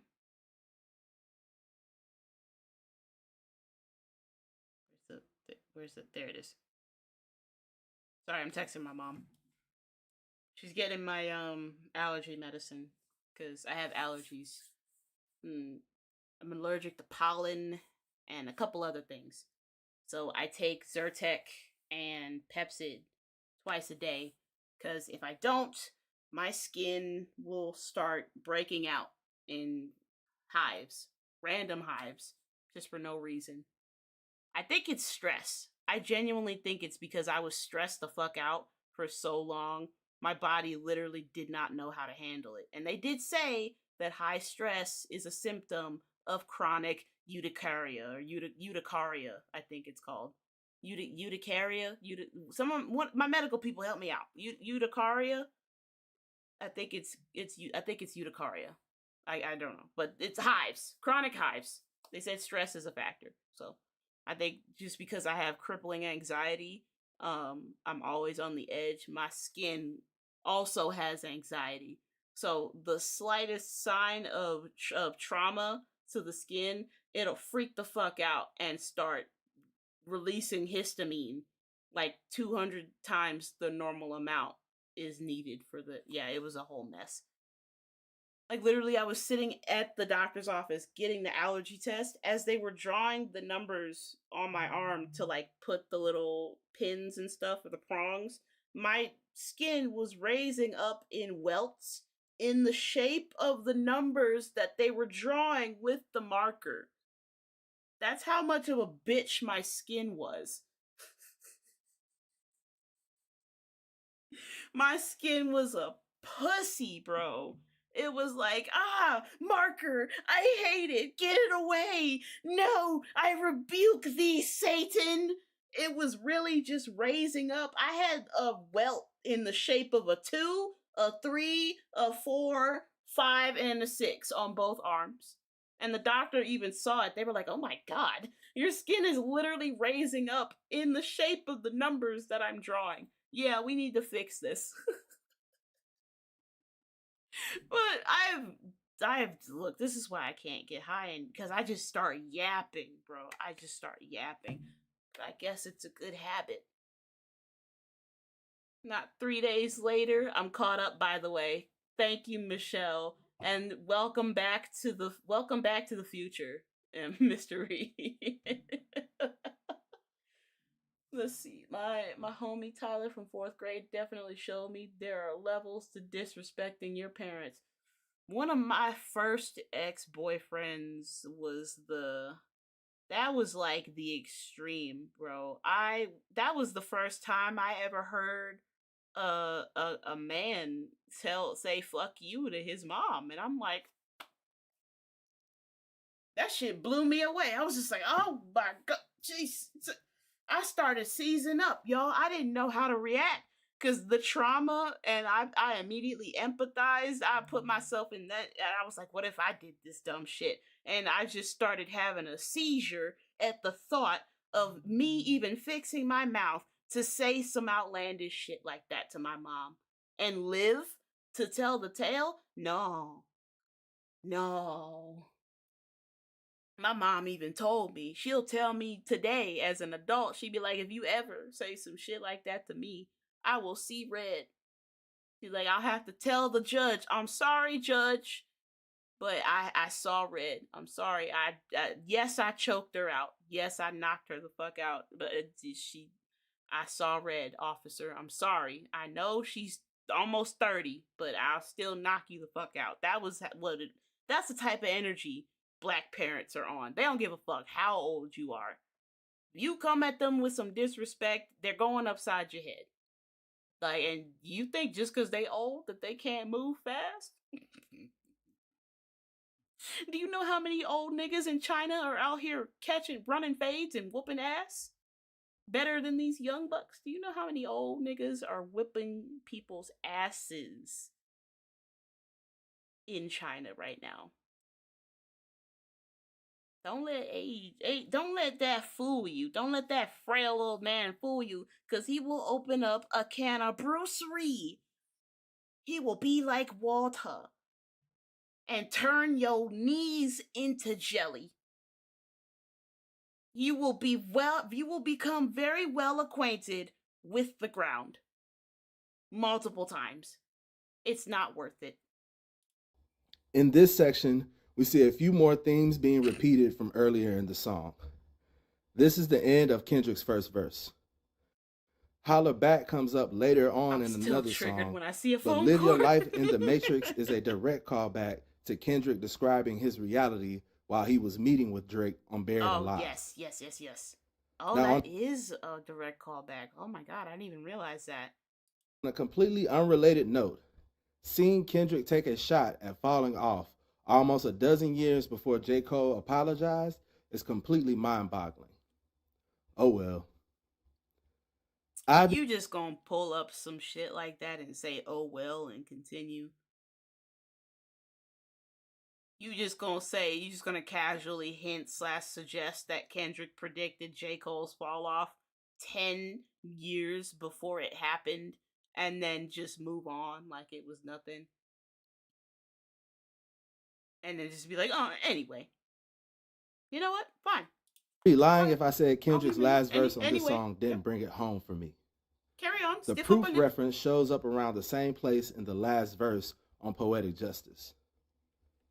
Now, this last reference to Shireen trying to set him up and it coming around full circle, to me, that's a clear metaphor for what goes around comes around. When you consider what happened in the music video and how the circular narrative played out with the reset button technique, this does a great job alluding to Drake being set up on this song. This song does amazing with closing everything out with a bang. We have what may be the first right-wrong reference in this back and forth. While it may come off as simple, a trial is what takes place in order to establish justice in a case. If you saw part 1 in my series, you will know that I believe Drake's use of That Thing was a nod to the miseducation of Lauryn Hill. For those that don't know, That Thing was the lead single off of that project. The view of a body wasted comes up in the Poetic Justice music video as well. But in what could be the most remarkable line in the song, Kendrick calls on one of the alternate meanings of the MAD acronym. You could say the angry adolescent good kid concept was introduced at this point in the story, and it plays all the way until we hear the other meaning of MAD on the album. We don't hear any other reference to this acronym in the lyrics, but these translations are extremely important. Continuing with the macabre theme in the story, Kendrick asks us if we will let hip-hop die on October 22nd. And didn't the party die? Like, Shit granted, I mean, everybody had their own mind, but some people are more easily influenced than others. I'm just gonna say this shit. It is what it is. So you push your head cannon out here, and you got people latching onto it and reposting it, and it's going viral and shit to the point where it's becoming like a standard. Like, this is fact when it's not. He just made this shit up in the quarter last week. Like, this shit is not facts, bro. But the fact that it's, well, duh. It's not called the poetic justice fact.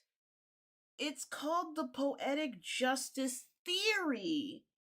And I'm so tired. I'm so tired of these two niggas, bro. It is so obvious that they don't know what the word theory means. It's fine. They don't understand it. And they're just, they're not seeing what we're seeing. And that's okay. Y'all can just say we don't agree with it. You know, just like Justin. He said, I don't agree with this part, but these parts intrigue me because they hold some reference. They have credible sources attached to them. They hold water. Now, why would Justin sit up there? What reason would Justin have to sit there and lie to his fans and say that this theory still holds water?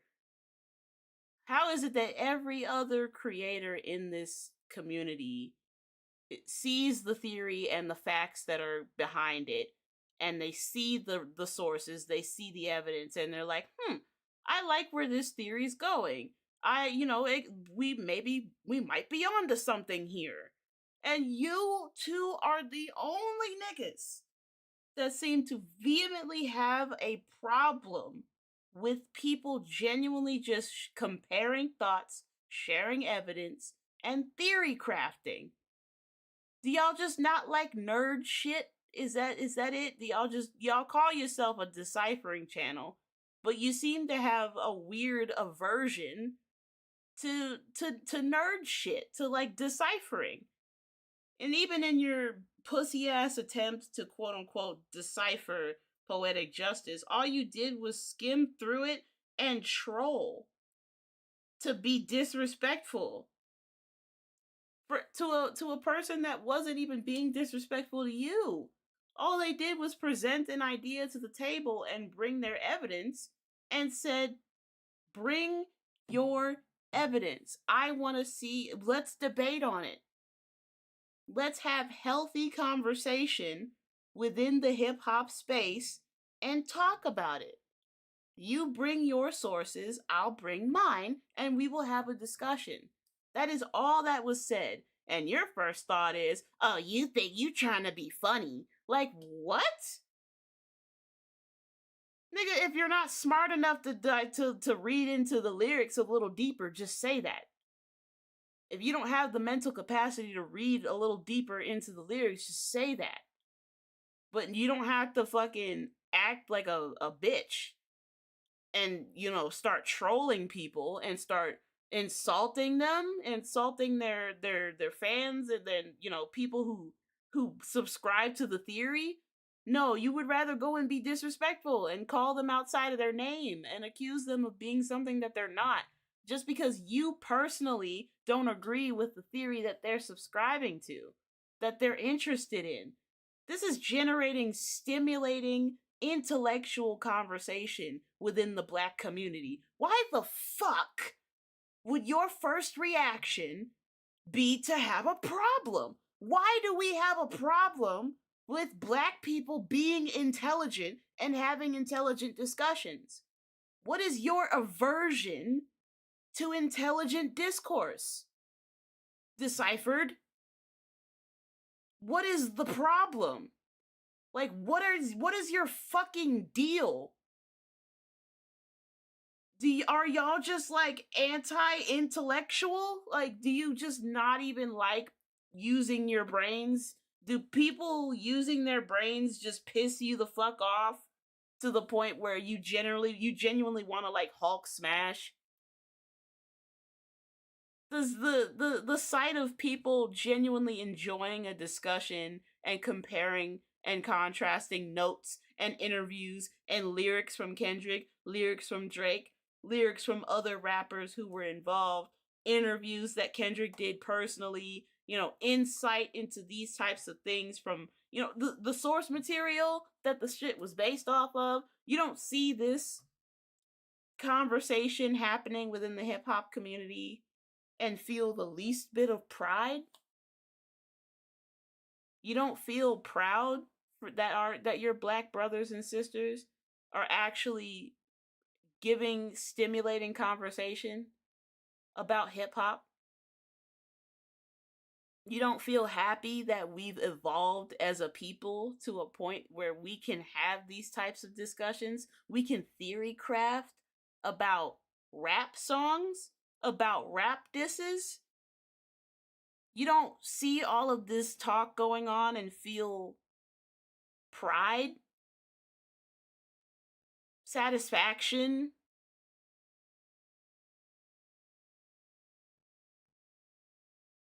That is some elitist shit. Yeah. Like, I understand not agreeing with a theory, but even Dot is okay with us letting our imaginations run wild, even if those ideas were not what he thought of. Because that is the beauty, that is what separates a writer from a rapper. When you are a writer, you write stories. And if you're trying to provoke, and you already know, there's author's intention, and then there's perceived intention. There's interpretation. Any writer will always leave their themes up for interpretation because it provides discussion. It provides healthy discussion about their stuff. People are going back to reanalyze Kendrick's diss tracks over and over again. People are going all the way back to K-Dot's first ever songs and pouring through the lyrics. People are comparing songs in the Heart series because we're about to get number 7 now. And people are going all the way back to the Heart Part 1. This is a beautiful time in hip hop. This is a beautiful thing. People are opening up. They're expanding their thought processing in hip hop of all places. Street niggas are having intellectual debates, bro, about hip hop. When the fuck have you ever seen a bunch of street niggas sit down at a desk with fucking turtlenecks and maybe a cup of hot cocoa or some coffee, maybe wearing a beanie or some shit, talking about analyzation of lyrics and author's intention and, you know, poetic devices and repetition and shit? Debating on if Kendrick actually did get Drake to diss himself on the song? You would have never seen this shit 10 years ago, 20 years ago. Never. Because they would have been like, oh, that's nerd shit. I don't like that. That's fucking dorky. That's for dorks. Intellectual conversation about music, that's for dorks. That's what they think you are. And it's by the simple fact that Skip literally in the beginning of the video, or the beginning of the clip that I saw, he was like, oh, I was gonna send a cease and desist, but I saw that the video only had 400 views. And so I was like, whatever. Nobody's even watching your shit. You literally just made a post announcing that you just hit 1,000 subscribers. Like, you poured hours and hours into these videos and nobody's even watching them. These are words that came out of his mouth, by the way. Skip. He said this shit. And I'm just like, bro, way to make yourself look like an asshole. You could have just said, I don't agree with it. It is what it is. And people would have been like, well, I mean, why? And it's like, just because I don't feel like engaging in it. You have the right to say no. If people keep pestering, that's not on you. That's on them. If they keep pestering you about it, oh well. Like, ignore it. You said what you said and then you move on. You don't have to be a dick about it. Just because you personally don't agree. That's not how you debate. Black people, we need to learn how to debate again without being assholes. Learn how to have healthy discourse and healthy discussions without it turning into a fucking fist match. Without it turning into a gunfight. We need to learn how to have discussions without letting our emotions and our personal biases get the best of us, without letting our egos get bruised. Because you could clearly tell he was feeling a type of way. He was gonna send a C&D. Because of a video that wasn't even dissing them. That was just presenting an idea and telling the truth. He used the clip as an vantage point to prove an argument that he was making. It is Karen shit. Hold on, let me look at my oh damn, I got hella people coming in this Discord. Okay. Discord is popping. Sorry, it's not. I learned that it's not stimming if it's black people. If it's not the the vocal stems, it's not stimming. It's called ad-libbing. That's what I'm doing. I'm ad-libbing. That's the black version of autistic vocal stem. It's ad-libbing. Put it out here, and you allowing people to run with it and saying these things. It just ultimately takes things out of things being enjoyable. Like it makes me like I got tired of hearing everything about the Drake and Kendrick shit because everything that people say on Twitter and all the stories that they make up on there and people making a theory. I'm like, bro, y'all going too far with this shit, bro. Like, I understand Kendrick is deep. Pause.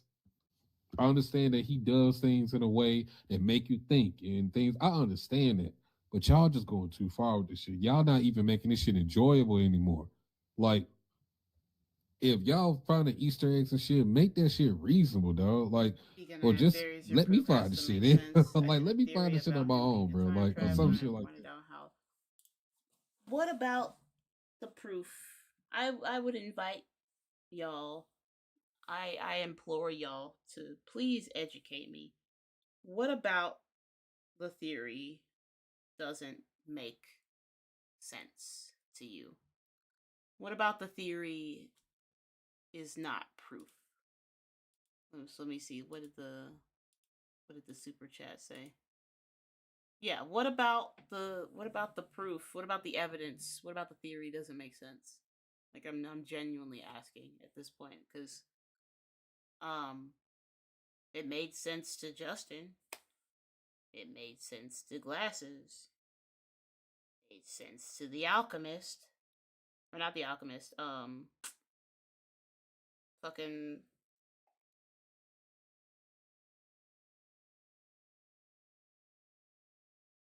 I forget his name. Is it the Alchemist?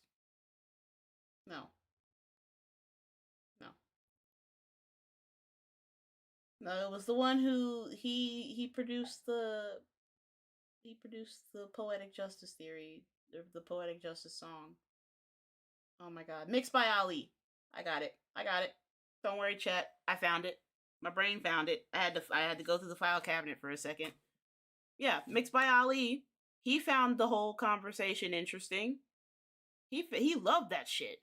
He was like, this is a great time where people are really like online having debates, intellectual conversation about hip hop lyrics. You would have never seen this in hip hop. You would only see this in like pop music or in rock. This is awesome. This is, even if you don't personally agree, you can still respect what it's doing for the community. You know, you can still view it from that point. You can view it as the good thing. It's stimulating the community. You can at least give it that respect. But no, you're just brazenly brushing it off as overreaching conspiracy theories, and you're calling all the people that follow the theory crazy, and you're even going as far as to mock them and insult them and then you mock them to their faces by deciphering the lyrics and just completely trolling. That's disrespectful as fuck. You look crazy.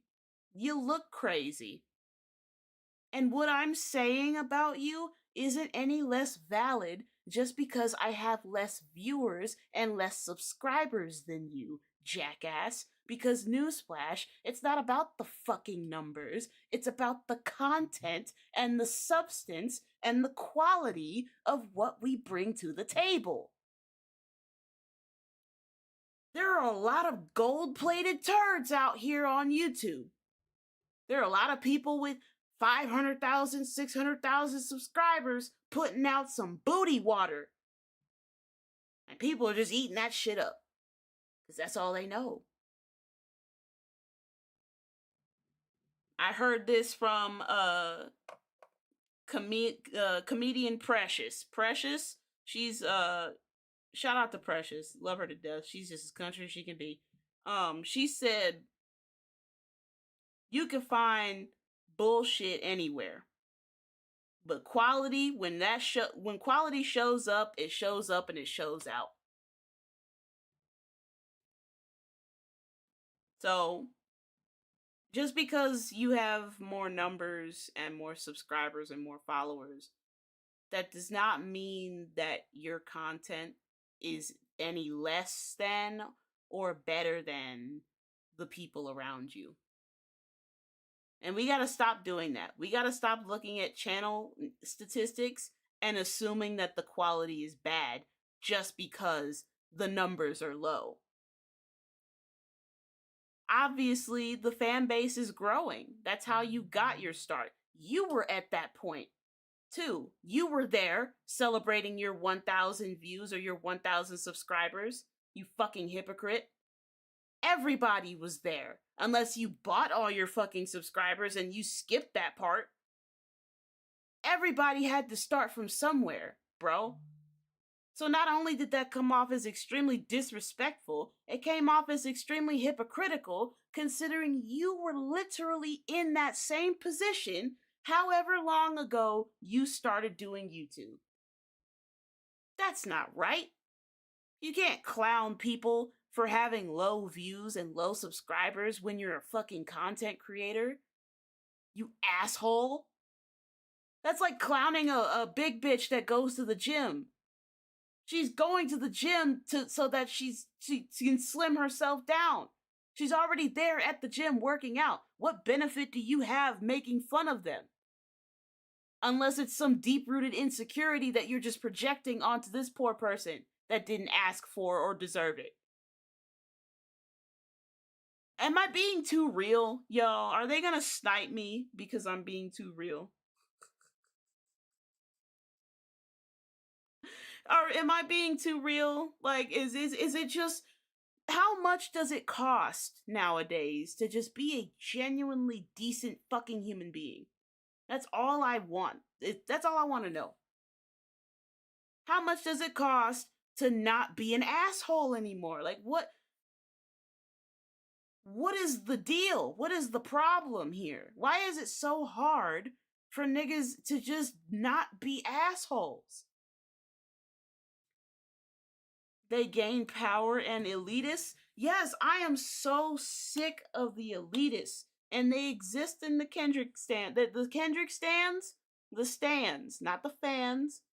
Some of the fans are a little so-so. But the stands, the elitist ones that think just because they're highly educated, that makes them better than everybody. Just because they can read deeper into the lyrics, that they think they're better than everybody. That's not what I'm saying either, by the way. Just because I can read into the lyrics and everything a little deeper, I'm not gonna say, oh, I'm smarter than you because I can read into these lyrics and you can't. No, it's not the fact that you can't read. It's not just the fact that you can't read beyond the surface level. It's the fact that you're actively choosing to troll the people who decide to venture even deeper below the surface. Kendrick literally made his songs. He's a conscious rapper according to the hip-hop community. Why would he make his songs that way if he wasn't inviting people to read deeper into his lyrics and garner their own interpretations? Why would he not want that? Why would he make his lyrics like that then if he didn't want people to, pouring in and analyzing his lyrics? You did it. You based your whole fucking channel around it. Again, you fucking hypocrite. So it's okay when you do it, but when other people do it with a topic that you don't agree with, suddenly it's, oh, you're being obsessive. You're taking this way too far. You're reading way too deeply into this. You guys are fucking MAGA and fucking xenophobic. And I'm not gonna say the other thing because I'm not trying to get canceled. I'm not gonna say that out loud because YouTube will actually strike my whole video. But yeah, just the shit that they were saying was genuinely appalling. I could not believe my ears. I've been nothing but supportive and kind to Moni. What happened? Oh, Moni was naming reasons she didn't like Tory. Her second reason that he's an immigrant. I asked her why that matters. She was silent for like 10 seconds and then said, ban him? Yeah, why does that matter? Why is their immigration status? What does that have anything to do with how they are as a person? What the fuck? What what age are we in where that's your biggest concern? That's your biggest reason why you don't like somebody, is that and things. I understand it, but y'all just going too far with this shit. Y'all not even making clearly this shit enjoyable I'm anymore. the crazy one. Like, clearly, I'm just, if y'all finding Easter eggs and shit, make that shit reasonable, dog. Like, or just let me find the shit. Like, let me find the shit on my own, bro. Like, or some shit like that. You won't, because you won't actively go and do the research because you think you're above it.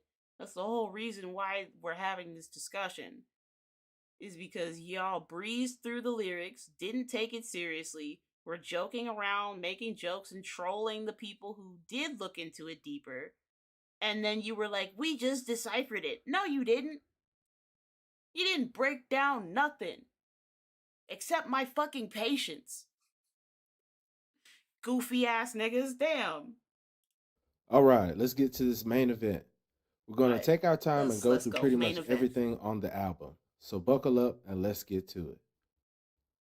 The Good Kid, Mad City short film was very intentional about telling Kendrick's story from his point of view. Okay. They used voicemails left by his parents and moments where he's hanging with his homeboys as skits to tell a complete story about faith and finding yourself. Now, the track list plays a very important role in the short film. Be sure to note all of the tracks with asterisks on them because these are all of the tracks that include skits on the album. Oh, okay. The album comes in with a prayer. While it is a beautiful start to the project, at this point we have no idea how important this moment is to the story. Let me point out a few things from this opening prayer. The repetition of sin and sinner is important, especially when you consider the relationship the moon has with the deity Sin. Remember, the full moon was used at the start of the Poetic Justice music video. The phrase, take control over my life, stuck out to me. I'm sure this will come up later, but for now, the idea is that from this day forth, Jesus comes into his life and he gives thanks for saving him with his precious blood. The first track foreshadows a situation where Kendrick is going to meet up with Shireen. Okay. And it doesn't go down as well as planned. We don't know exactly what happens, but whatever it wasn't good. What I mainly wanted to take away from this section was how he mentioned Atlanta, her huge ass, and how she drove a Benz. We'll talk about Atlanta and the Benz later on down the line. Okay. But that mention of her big ass is interesting, especially when you consider the character Justice and how her feelings about her body play into the Poetic Justice theory. In the outro to this track, Kendrick's parents start the short film by leaving a voicemail. They use these voicemails in the skits to periodically leave Kendrick with some wisdom and inspiration along his path. It's clear that this is a voicemail because of the recording in the beginning. This is going to come up again later on in the story. So are the 15 minutes and that crazy ass girl Shireen. We already mentioned the county building on Cartoon and Serial, but peep this. While Kendrick may be going to the 11th grade in the story, I believe this could be a metaphor for the 11th track on the album. We'll see what happens once we get there. Now, this was one of my favorite parts of the interaction with his parents. Okay, we'll get there. His mom shows a level of concern and care for things that are more important, while Pops is trying to find these dominoes so he can go on with having a good time. He doesn't even notice it's a voicemail at first, but in the end, it doesn't change anything. He's talking to him like he's right there regardless. Pops is a trip. He even said he was ready to take him to the back for a little squabble if he needed to. Now, in terms of the song Bitch Don't Kill My Vibe, in case you didn't know, I'll go ahead and tell you right now. This song is a major diss to Drake. This shot is a picture from the music video, which was essentially a funeral turned into a party. You should definitely go back and take a look at it if you haven't seen it. Because we did turn the funeral into a party. The party died and we danced on the grave. We sure did. We was throwing ass on the grave. Talk about something. They not like us. They not like us. Sea walking on that shit. People who had never sea walked in their life, learning how to sea walk so they could dance to the song. That's fucking crazy timing too. And these are connections from songs that exist. These are all his songs. I'm not pulling from other people's songs. I'm not pulling from a movie or some random line in a video game or some shit. These are his songs because those are the rules. Those are the rules to keep the sources credible. The rules exist for a reason, which DeCyphering, they, for some reason, coincidentally seem to keep skipping over these rules because they're thinking that we're just coming with bullshit, not realizing that we're holding ourselves to our own rules. We're specifically going out of our way not to pull from bullshit sources, and we're keeping it strictly to the timeline, and we're keeping it strictly to the music.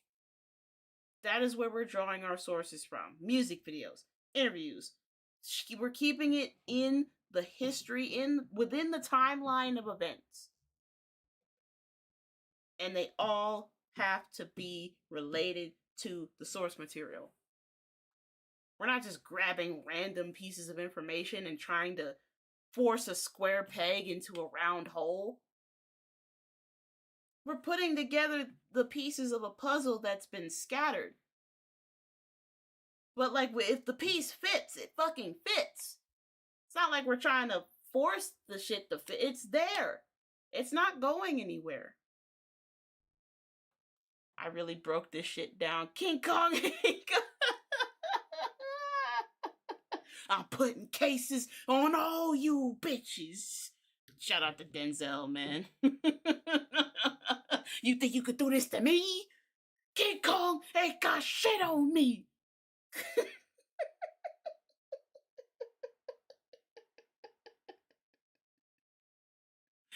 Oh, I love me some Denzel, man. But I wanted to use this shot to sum up what the song was about. Looking at the lyrics, we see the same sinner sin setup in the chorus to start this song as the prayer in the opening track. Which is crazy. He really does repeat it. And then didn't he say in his verse on Baby Keem's Good Flirts, where you at the house with my favorite sinner? What you doing? On the couch watching Sinners. I'm like, the fact that he repeated it twice.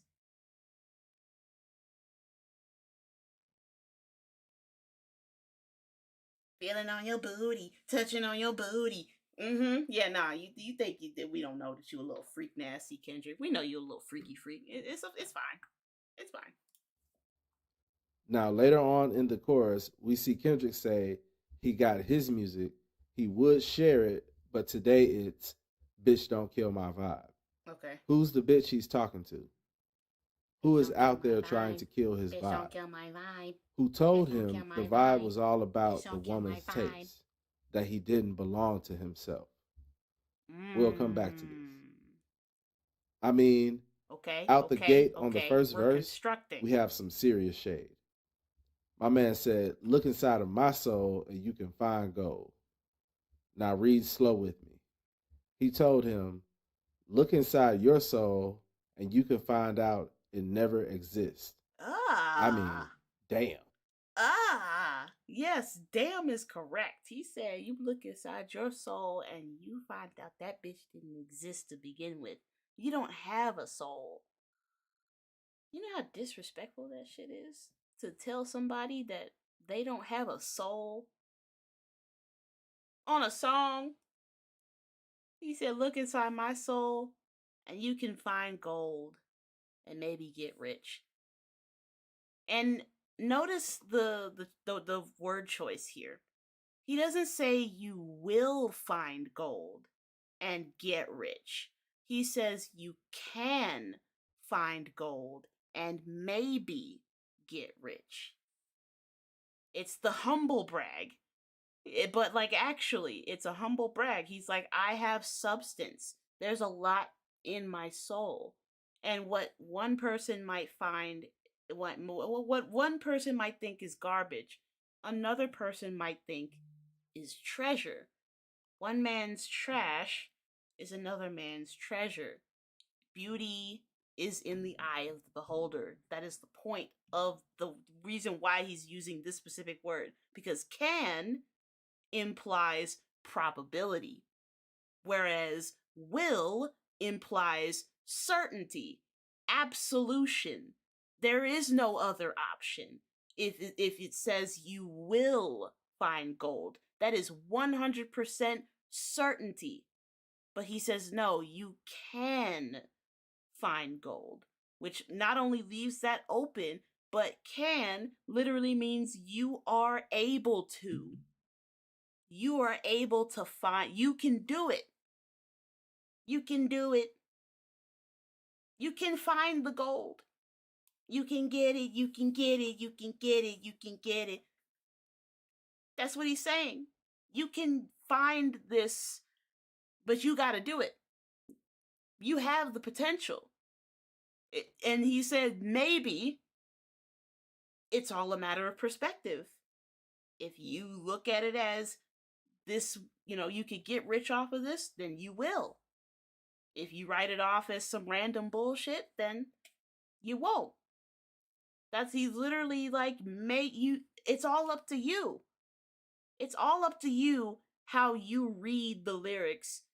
When you look into my soul. He's not saying looking physically, directly. His soul, it's in his writing. That's what artists do. That's what authors do. That's what poets do.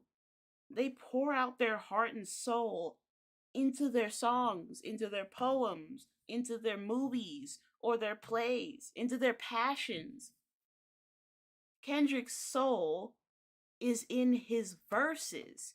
His lyrics offer us a front row seat to the inside of his soul, should you choose to view it. Should you choose to venture deeper beyond the curtain. Maybe you'll find gold. Maybe you'll get rich. Who knows? But you never know if you don't try. It's the never say never. But we're going to continue, because I went on a little diatribe there. I wasn't expecting to get deep on y'all asses, but you come here and you learn some shit. The more you know. Damn. Damn! Shout out to the sister in the comments who suggested I look deeper into what Kendrick had to say about his music with his own words. Mm-hmm.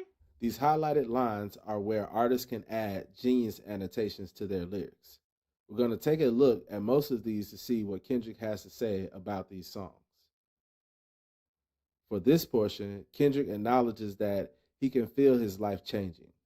He's growing into himself, and there are people trying to hold him back, trying to make him somebody else. Sure, he understands his journey could be dangerous, but he has a different level of enthusiasm. While this dude may have more accolades and attention now, it's more about challenging himself mentally. Didn't I say that? It's all a mental. It's all about your mental. You have to have good mental. It's not about the material shit. It's not about the cars, the money, the women.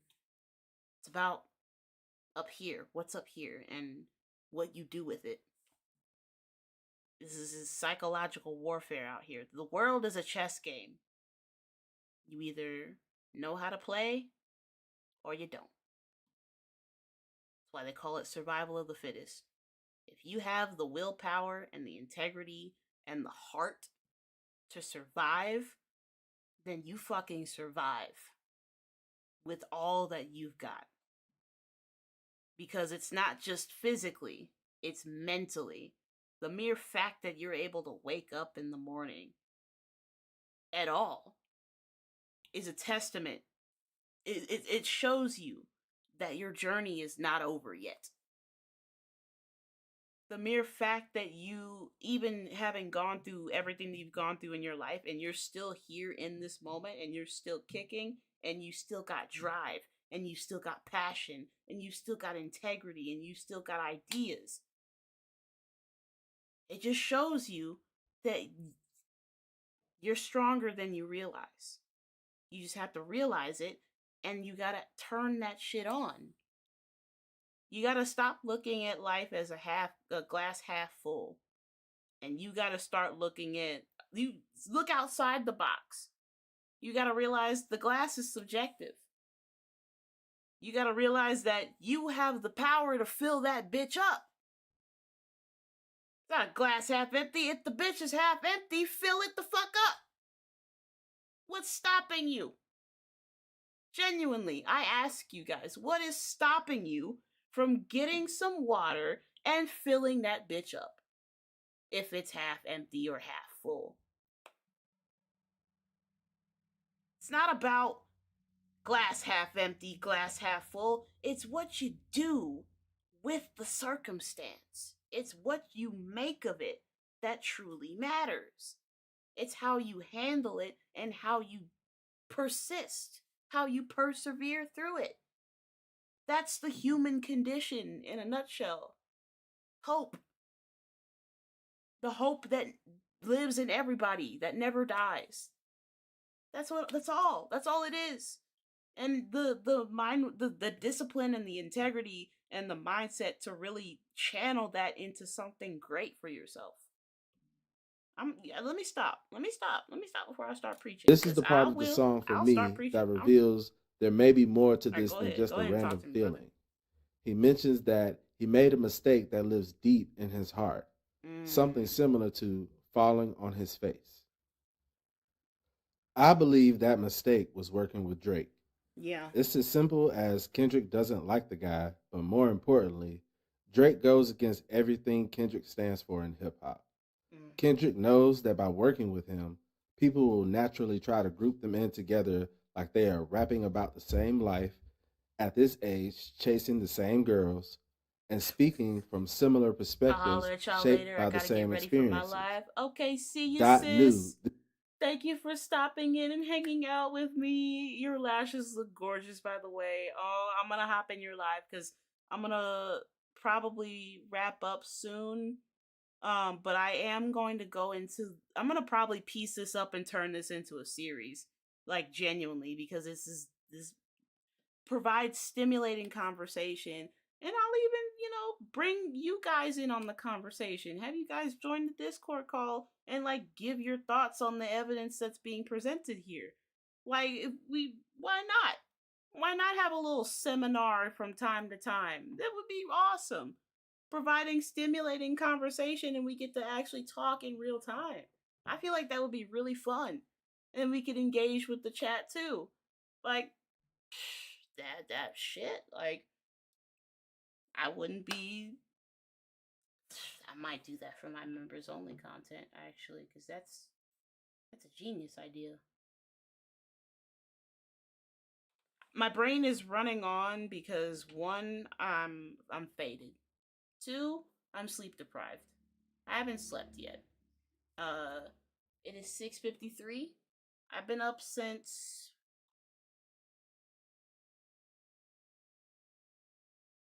when did I get off live yesterday? What was it 8:00?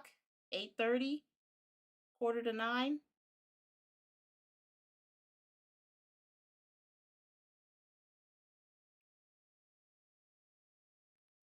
At the 162. Why does everybody think I'm gonna be mad? Like I'm just I'm being a good daughter. I'm being a good noodle and helping out my family. And everybody's like, "Oh, you're gonna be so mad at me. You're gonna shoot me." And I'm like, why does everybody think I'm more bothered than what I am? I'm literally I'm being chilling. I am chill. Also, it's hot as a bitch in here. Y'all see me sweating and shit? It's hot. I'm about to turn my fan on, lay in my bed, and have that bitch just blowing. No pause. No pause on that. Because I could feel my voice going out. Because I was really ranting. I was going off. And I know when I've been talking too much. Because my voice will start going out. And you'll start getting a little bit of that vocal fry. Yeah. I love you. And when you're done, let me know so I can bring you in on my live. You look so beautiful, sis. Very, very demure. Oh, thank you, sis. I love you. Catch you on the flip side, but we're gonna go until the end of this part, the heart of a good kid, and then we'll. Okay, so I see the backseat freestyle. So we're gonna go into this. I see glasses. This couldn't be further from the truth. Because he knew Drake was on some manipulative foolishness. At this time, it really didn't make any sense. But as we already saw from Mother Rose, it was masked in benevolence. No wonder Dot was on here burning bridges. I mean, why do you have that little candlelight? Now, the first part of this section was annotated. He literally said the mistake was related more to the music, a situation where he followed a trend. He said he's reflecting on the... I think it probably relates more to the music than me having a situation where I'm following a trend and my music was and him getting to where he wanted to go in life. Reflecting on the music and him getting to where he wanted to go in life. If you'll allow me to pull my shoulder out, I believe Kendrick intended to diss Drake on Section 80. He may have ghost written for Drake in the past, but he definitely wanted to diss him from the jump. Think, why would he give him Section 80 to hear it first? Obviously... That's actually a very good point. If he didn't want to diss him, why did he give him Section 80 to listen to first? Before he came out with his next... Okay. It went over everybody's head. And instead of starting the battle then, Drake asked him to be on the album. Then he asked him to go on tour. And Dot went along with it because it meant being in front of larger crowds and getting some much needed exposure at the start of his career. Yeah, he played a very, very smart game. You gotta play your enemy at their own game sometimes in order, especially if they're arrogant and they're like, oh, whatever, I'll bring you on tour, I'll help you out, you're a little guy, I'll show you around the industry, I'll take you under my wing. You use that opportunity to learn everything that you can. You have to be the pupil for a while, because every great master started off as an apprentice. So you learn, you collect, you take notes, you observe, you fucking stay rooted in your integrity, but you watch and you learn and you pick up on things. So you retain all that knowledge so that when you finally hit that top and you just straight to the top. And he literally did. He played him at his own game. Drake thought he was helping K-Dot out with the Drake stimulus package, but it was Kendrick helping Drake, the both of them out.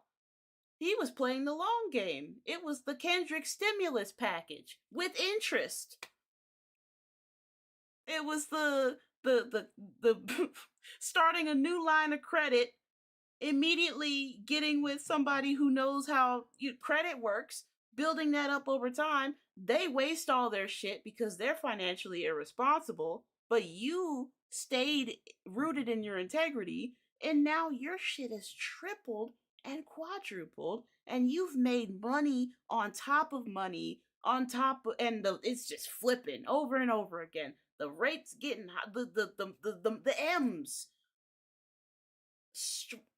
fucking massive. You built an entire legacy, an entire empire for your family. And I commend that. You have to. That's why I learn, I watch, I observe, I take everybody's perspective into consideration. I do. I listen to everybody, no matter if I agree with them or not, because I will always have something to bring to the table. I will always have a thought to contribute, because that's just how my brain works.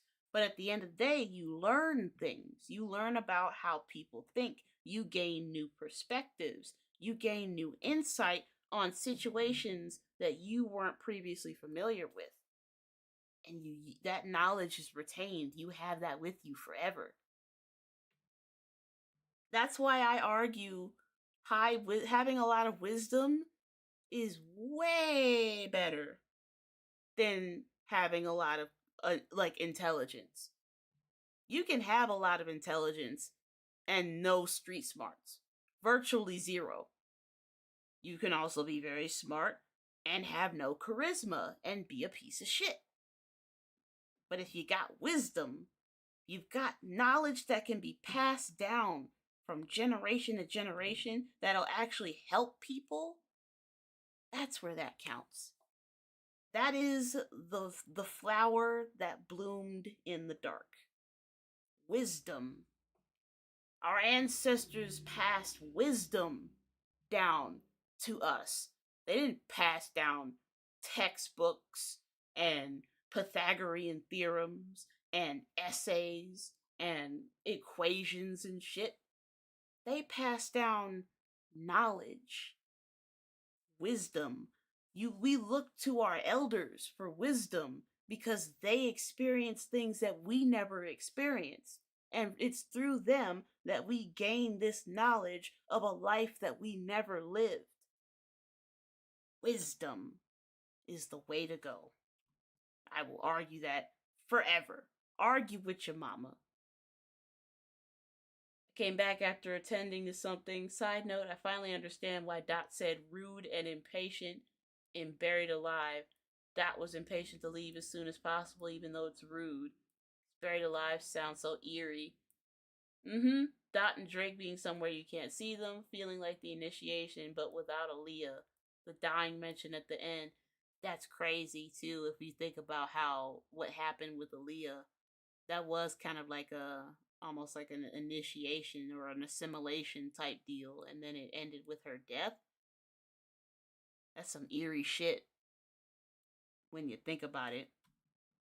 Now, at this point, the mistake he made was probably working with Drake and going on tour with him, because now everybody assumes they're the same and they're cool with each other, when the music clearly shows us that Dot wanted to distance himself. Then he says he's wearing his guilty heart on his sleeve in a flick. What song on the track list is named after a flick? Just read this for a second. Pause it if you have to. A few moments later. Damn it, I was about to read it. Exposure. Motherfucker. To distance himself. Then he says he's wearing his guilty times where... Oh, I went too far. Fuck. I went too far. It's about nothing but that almighty deity to see how he felt about it. Here we go. I'm really putting my vulnerability out there and putting my mistakes out there. When the cameras are on me, I'm still going to show you because I know you can relate to it at the end of the day. That's one of my favorite lines in there in that record because it shows the emotion of the line. At the same time, it's showing that I'm not scared. I'm putting my mistakes out there for people to actually latch on to and know that they can make a difference within themselves at the same time, too. You see what I mean? Unity, connection. That's what he values, connection with the people. He wants to genuinely connect with people and let them know, I'm human too. I make mistakes too. But I also I know how to take the L's in grace. I know how to pick myself back up when I've been knocked down. And hopefully it'll inspire somebody out there who's going through something similar to, do the same thing. Or, choose a life that's better than ending up in prison or in a coffin. Just like he said in Poe Man's Dreams. Trying to show you the ropes before you hung from a rope. They just stand for something or fall for anything, and you working with 2 left feet at the skating rink. Okay, let me stop. Testing the waters. And I'm sure Drake, even if he heard it, he probably didn't listen to it. I'm sure he had a lot to say about Kendrick's talent, how good the production sounded, but nothing to say about the message and the lyrics. Mm-hmm. He just wanted to get his money and see what's up with these hoes. Kendrick knows that at one point he probably felt the same. He can admit that his purpose did look like yours, but the approach to the music is different. For Drake, the attention, the money, the women, that's his purpose. And while that's all well and good, Kendrick could just not vibe with that, or how he clearly goes about it. Fell on my face and awoke with a scar. Another mistake living deep in my heart. Wear it on top of my sleeve in a flick. I can admit that it did look like yours. Why you resent every making of his? Tell me your purpose is petty again. Even a small lighter can burn a bridge. Even a small lighter can burn a bridge. Damn. Good Lord. Yeah, nah, this nigga's Edgar Allan Poe, 100%. That's the most gothic shit I've ever read in my life. That sounded like some Linkin Park lyrics. It sounded like Sleep Token lyrics. For those who don't know who Sleep Token is a very, very, very amazing metal band. They're based in, I think they're British. They're all anonymous. You don't know who they are. I don't know who they are either, but their lyrics, S tier. Pure poetry. Beautiful.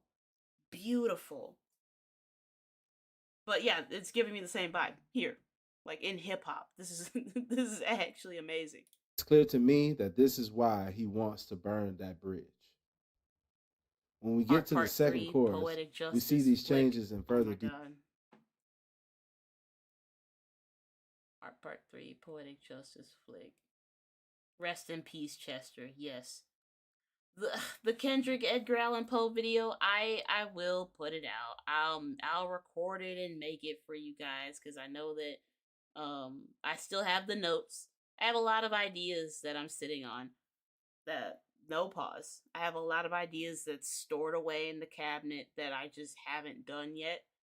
1, a lack of motivation, and 2, I just didn't really know if people wanted to fuck with it like that. But, I just gotta get to the mindset of just put it out. And so that's what I've been doing. I've just been recording, put it out. Edit it, put it out. Record. If I have some thoughts, then I start, talking to myself. Why not record it?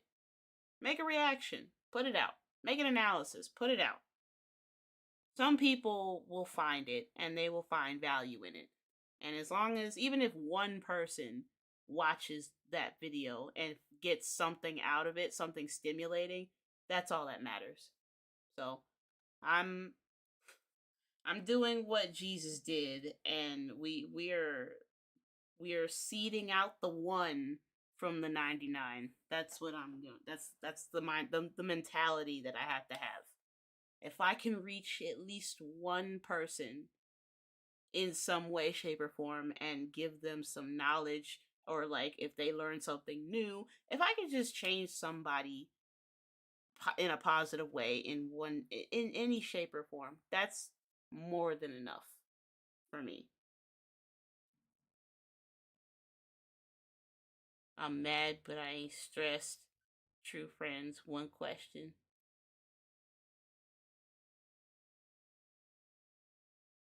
Oh, okay. Personally, I still like going and skipping money, so I have to be very careful. Personally, I'm still pissed with that imposter account. YouTube still won't get rid of it. I wonder if that imposter is associated with the guy who threatened Anthony. Maybe. The 9139 is hilarious. They really want to be...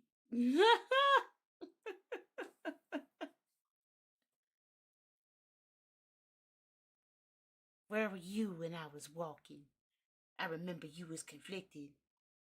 I deserve it all. There's people around him that just want to be famous. To be the greatest of all I time, mean, motherfucker. such euphoria in these lines.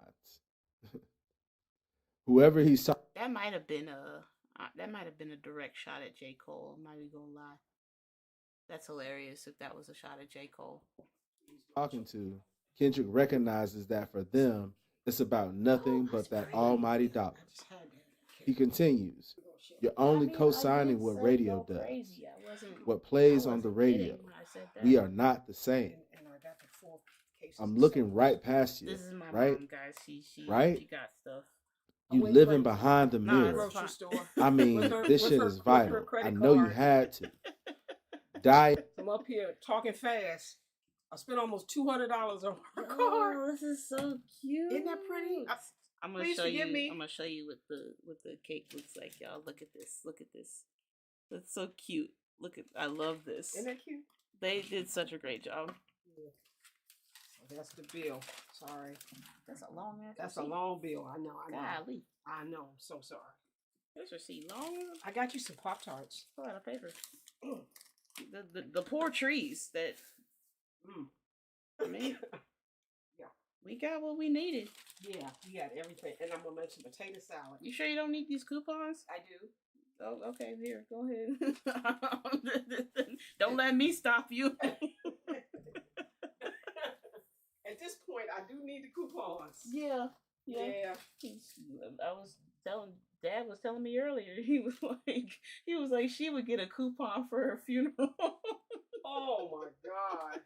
If I can find one. Yeah, he was like, she's the coupon queen. Mm-hmm. Yeah. I mean, there's nothing wrong with a good sale. Shit.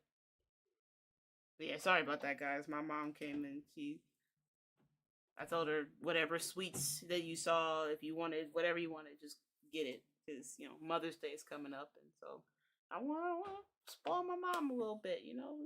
She works her ass off, and she's retired now. So after 40 years of working for the government, I figured she deserves something nice. Yes, happy Mother's Day. So a new Mentally Mitch just dropped. Oh, don't say that. Don't say that. I'm just worried they might send you a C&D for this video. They can C&D's nuts. They can C&D's nuts. I'm not defaming anybody. I'm not saying unsubscribe from their channel. I'm not saying any of that. I'm just pointing them out. I'm pointing out your L behavior. Same way I did Screw. Same way I did Shizzy. Same way I did these other people. If you're acting crazy and out of pocket, I'm gonna call you out. And it's just the fact that I felt personally slighted by what they were talking about in regards to the poetic justice theory, because they were roping in all of the people who like that theory and who make videos on it. They were roping them all together in one category. And I'm like, I have like 6 videos on my channel that's all about the poetic justice theory. And like, I've even brought my own theories to the table. which were seen by Anthony and given hella support. That's why we're here. Is because we're comparing ideas and people are like, oh, that's really interesting. I didn't even think about that. Or like, I make connections based on evidence that's already in the brain from other songs, other later diss tracks, or earlier albums, or like a line that I heard in like Mr. Morale, or in fucking even GNX has lines that are alluding all the way back to Buried Alive. Even his features have clues and hints to other songs. It is a gold mine of information, a treasure trove of knowledge. Why wouldn't I go for that? Why wouldn't I venture deeper? I would be remiss if I were not to give that all these lyrics the time of day. It would be disrespectful to the artist not to. Because when people analyze and compare and contrast your lyrics, that shows that they have a genuine appreciation for not just your skill as an artist, but your skill as an author, your skill as a writer, as a storyteller. Colleges analyzing your lyrics, K-Dot. That means that they show a deep respect for his craft, DeCyphered. That does not mean that they're gargling his nutsack and licking ice cubes left out in the dirty streets of the UK. That means we are respecting the art form and actively seeing what knowledge we can pull from it. I love a good theory and discussion. Yes, thank you. Because it's fun to compare thoughts, because you really get to pick at people's brains and you get to see how they view things, and you get to see what they think about life, what they think about this, what they think about that. And that's okay. If the opinions don't have to match up 100%, as long as we can have a healthy discussion. Like Dot said, have a heart to heart. Use your heart and not your eyes. Okay, let me stop. In a pitiful vein. All the vanity. 90% of my ad-libs are just gonna be song lyrics, because I belt out song lyrics like they're Bible quotes. I know. Blame it on yourself, Mr. OVO. You can stay stuck in a box. I'm on some other shit. I'm busting out the box you tried to put me in. Oh, and that is a direct parallel to Buried Alive, where he says, if you were locked in a box, I would jump in with you and lay down beside you. Oh my God. It is literally Buried Alive. I'm in a box without a lock. I would jump in to save you. And he literally said, I buried myself alive. They said, grab a shovel full of hoes and dig a hole full of hoes, full of pussy, full of money, full of hoes, full of pussy, full of fame, full of power, and bury yourself alive. I probably misquoted the fuck out of it, but y'all know what I'm saying. And then I died. The whole song is literally about burying yourself in these carnal desires and drowning in it. Literally letting it consume you to the point where it suffocates you and you die. That part of you that was innocent is now dead. Oh my God. Yeah. Like I said, Buried Alive is 1, a diss to Drake, 2, a cry for help, 3, it's a deep analysis into how identity crises can start. That is what happens when a Gemini has an identity crisis. You get this, an old school Gemini. You get these lyrics, and you get Buried Alive. There's nothing you can do to stop me.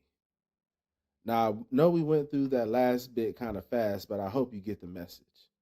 On this bridge, he says, You better hide them feelings of feeling emotions inferior. Cause I'll really take your girl, bro. And if you know, this isn't any regular girl. This could be one of those times where girlfriend could be a metaphor for hip hop. While this isn't an annotation from Kendrick, this is a pretty common assumption. 16 contributors on this one line is proof. In the outro skit, we hear Kendrick hopping in the car with his friends to spit some freestyles, and that takes us into the next track. Get in the car. Oh, I got a pack of Blacks and a Beat CD, like Black and Mild. Then Kendrick, he mentioned the Blackie Milds and the Pro Tools beats in the Heart Part 6. Load up the Pro Tools and press 3. Louisiana Riverboat chicken specials and bottles of Pepsi. Watch a World Star. Just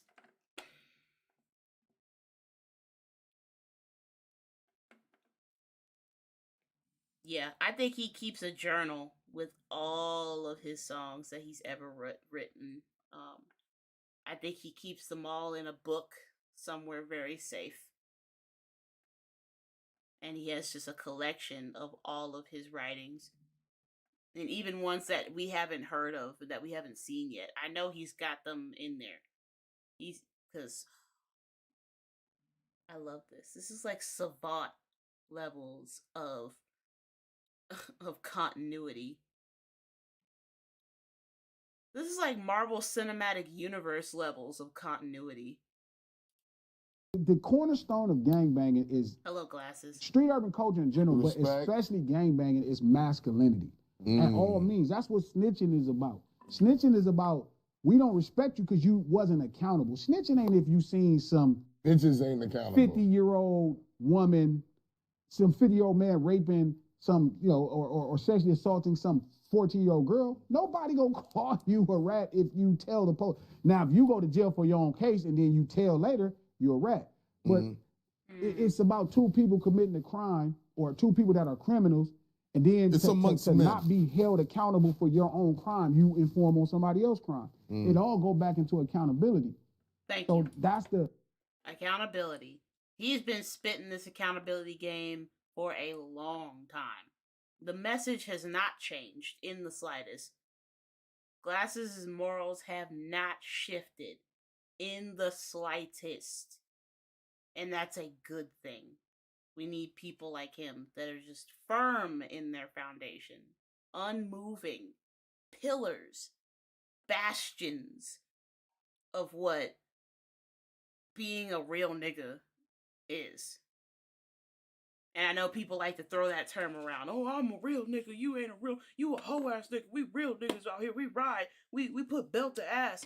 And when I say that, I mean like a real man. A real man with morals, integrity, discipline. You don't know nothing about that. Okay, sorry. I had to get it out. Because I realized I said it in the exact same order.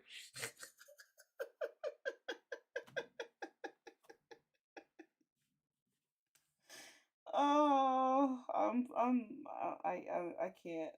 My brain is struggling, y'all. We are chugging along. We are almost done, but we're getting there. We're chugging along. That's where gangbanging really teaches you man shit. Like, you got to be accountable. If you say something fucked up, niggas want, like, yeah, I need to see it. Like, I need to see you. So that's where we clash with the internet. Yeah. That's why it's hard for me to there is no honor on the internet. I said it many times and I'll keep saying it. They do not care.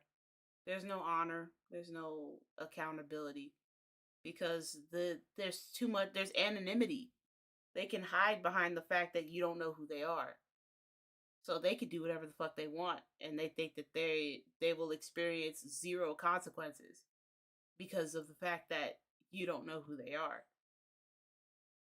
And they unfortunately haven't encountered the type of crazy that will find them, that will literally pull up to their spot and effectively neutralize that barrier between internet and reality, like what happened with Aiden Ross and his friends, and with Sneeko, and with all of them. That barrier between the streets and reality was broken, shattered like glass. Like that in this space, because it's like this whole space is built off of men not being accountable. If you say something raggedy, you want everybody to let it go and consider it content. Now, I'm not letting shit I hate that. Like I said, this. Oh, does he go back into it? All right, I'll let this part play through. Skit at the end of Bitch Don't Kill My Vibe leads us right into the next song, which is Backseat Freestyle. While this song does have a place in the overall story, I believe this song is not part of the short film.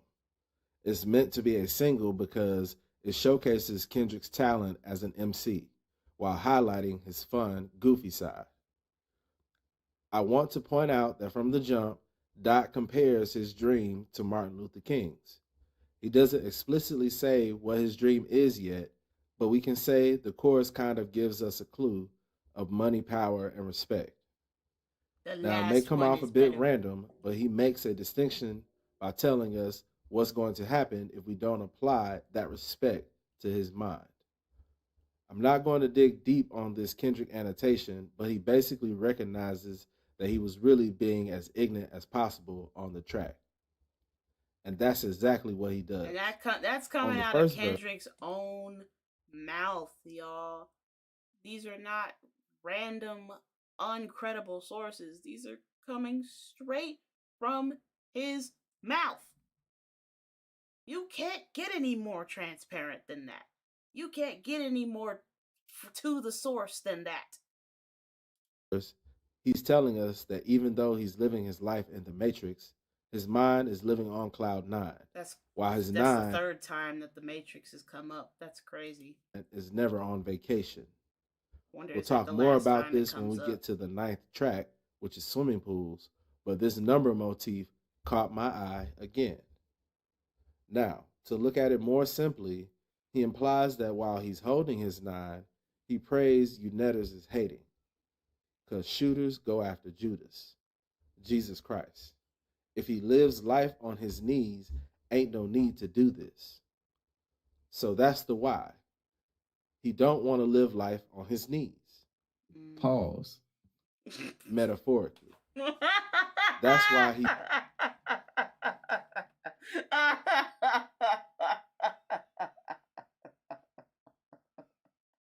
Oh, hell no. That's hilarious. I was not expecting that. He's doing this.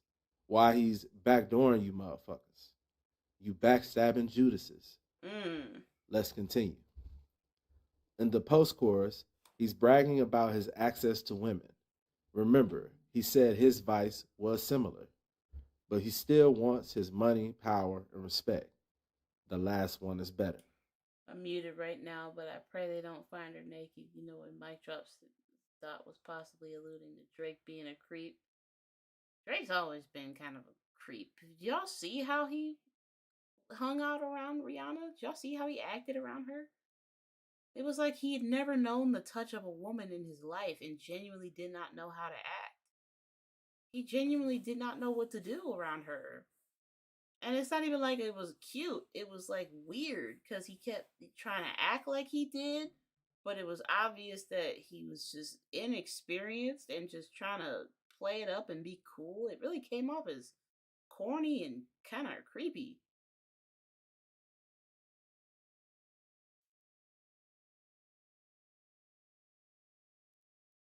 Side note, Glasses probably sees Dot rounding up his own chaotic kids. Like, now you know how I felt dealing with you. Yeah, I didn't know he wrote this at 16. That's crazy. He was a kid.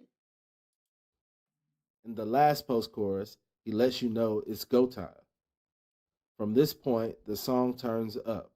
The tempo shift changes the mood from silly and goofy to serious and aggressive, like he's rushed us on the beat.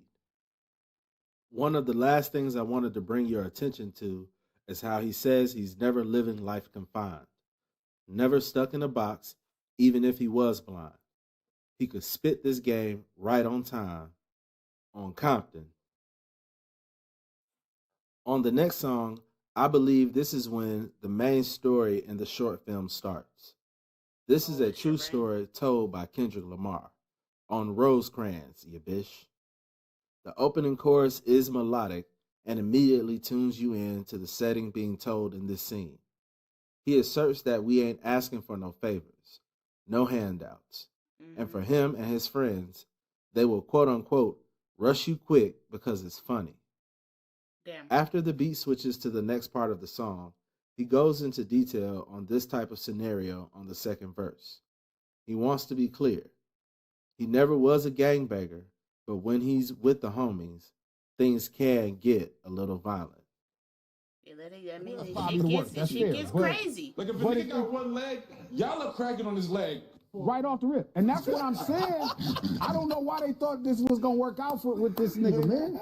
This nigga, like, all that good kid shit, this nigga You know is what not it a is, good though? kid, B. Nobody Not a really good kid. knows his affiliation. And that's what I'm saying, but he does it in so many weird ways, right? yes. Where you listen to Humble, which is the #1 song on the record, and he's really saying some Pyru shit on the record.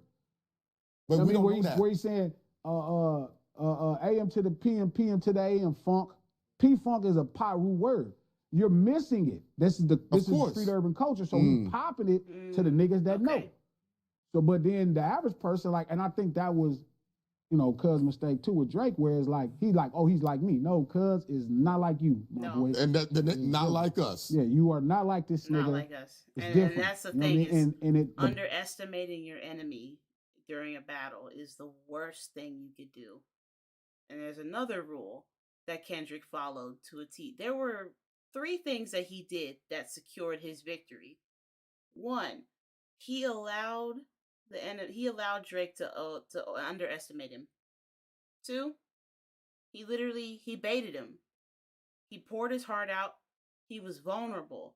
He gave him ammunition because he knew what he was about to do. He knew it was in the past. He knew he was healed. And 3, he never interrupted his enemy while they were making a mistake. That is a very key rule in battle. I think it was coined by Napoleon Bonaparte, if I remember correctly. Never interrupt your enemy when they're making a mistake. If they're actively going online, blabbing, and making themselves look stupid, the best thing you can do is nothing at all. You let them get it out. Let them talk and trash talk and say whatever kind of shit they want. Let them. That's why Kendrick was so quiet when Drake dropped Push-Ups and then Taylor Made talking all that Cash Money shit. He didn't interrupt his enemy. He let him he let him do everything. He let him set himself up for this ass whooping, for this slaughter that was about to happen. Because if you leave a narcissist alone long enough, pretty soon they're going to expose themselves. If you let a narcissist just talk, they will expose their true self just like that. Because they can't help it. And you know what they say? Loose lips sink ships. Kendrick was playing Battleship the whole time. He was playing Battleship. Drake thought he was playing chess. Kendrick was like, nah, nigga. We playing Battleship. You ever played that? You can't see what's on my side. But I can see everything that's on. You're predictable. So I'm going to put this here, here, here, and here, and effectively corner your bitch ass. And then I'm going to destroy you. I'm going to obliterate you in front of the whole world. And then I'm going to have a celebration in the wake of your demise. Yeah, Kendrick was playing Battleship when he was battling Drake. 100%. It's even in the name, Battleship. Come on now. The DeCyphering gonna be like, oh my god, you're fucking reaching right now. You just pulled together some bullshit that didn't even make sense. Made sense to me. May just be because I'm faded. I don't know. Clearly, maybe I'm the problem, you know? Maybe it's me. Is it me? Am I the drama? Battle showed you, even cuz, look at their energies after. Like, cuz this nigga ain't did one vocal interview. None. Like, this shit is nothing. Look at cuz in the videos. Come on, Kendrick, he's moving around nonchalant. He's moving around nonchalant. Like, look at it. It's like he don't even care. Because he don't even care that he just ruined this man like that. Because he's like, oh, this nigga had it coming. And that's how we coming, yeah. When the video came out, I'll say he was busting it down, too. Looking good in them outfits. Ooh, he was looking... Oh, that's my baby daddy right there. Shit, Kendrick was looking fine in that subpoena fit in front of the Not Like Us music video, and when he was hitting that C-walk on the hopscotch, ooh, you couldn't tell him nothing. His wife is dancing in the video. Oh, literally with the babies. I said, when you got the wife dancing, and you know, I don't want to say what type of dance because that's not my world to say that. I said, dancing like the culture. But again, it's one of them things. She hit that C-walk clean as a motherfucker too. She hit that shit clean. Had little man with the cornrows. Oh, they were so precious. Like, so like to your original point, like if he came, nobody would. Also, Kendrick's daughter is so adorable, fucking precious. Protect her at all costs. That is mandatory. Y'all protect that little baby with your life. Protect them kids. She's so precious. Because I saw a clip where they were watching Kendrick at the Grammys. And she turned around and she was like, that's daddy on the screen. I was like, oh, stop. My heart. I'm just like, don't say nothing else. Because my heart is just going to melt. Like, we just going to make fun of you.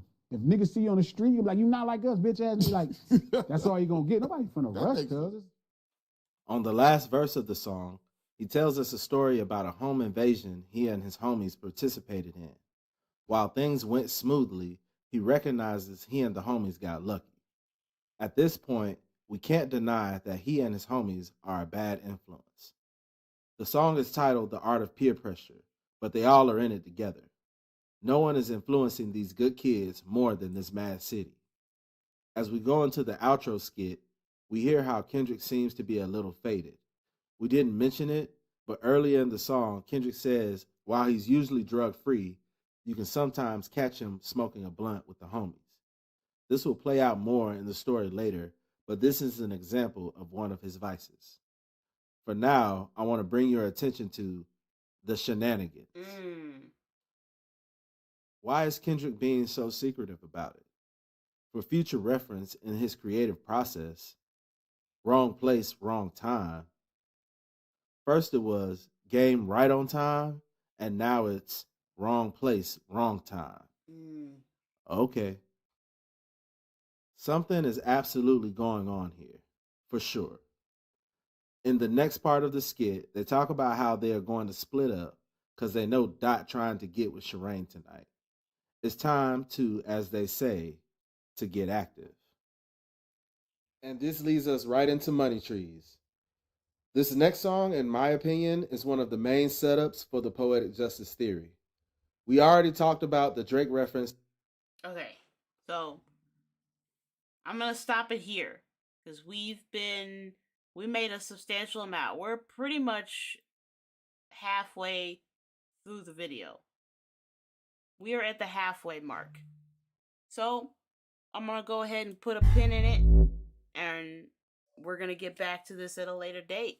But I'm definitely going to be deep diving into this again, because this is some very poignant, this is like nourishment. This is like nectar for the mind.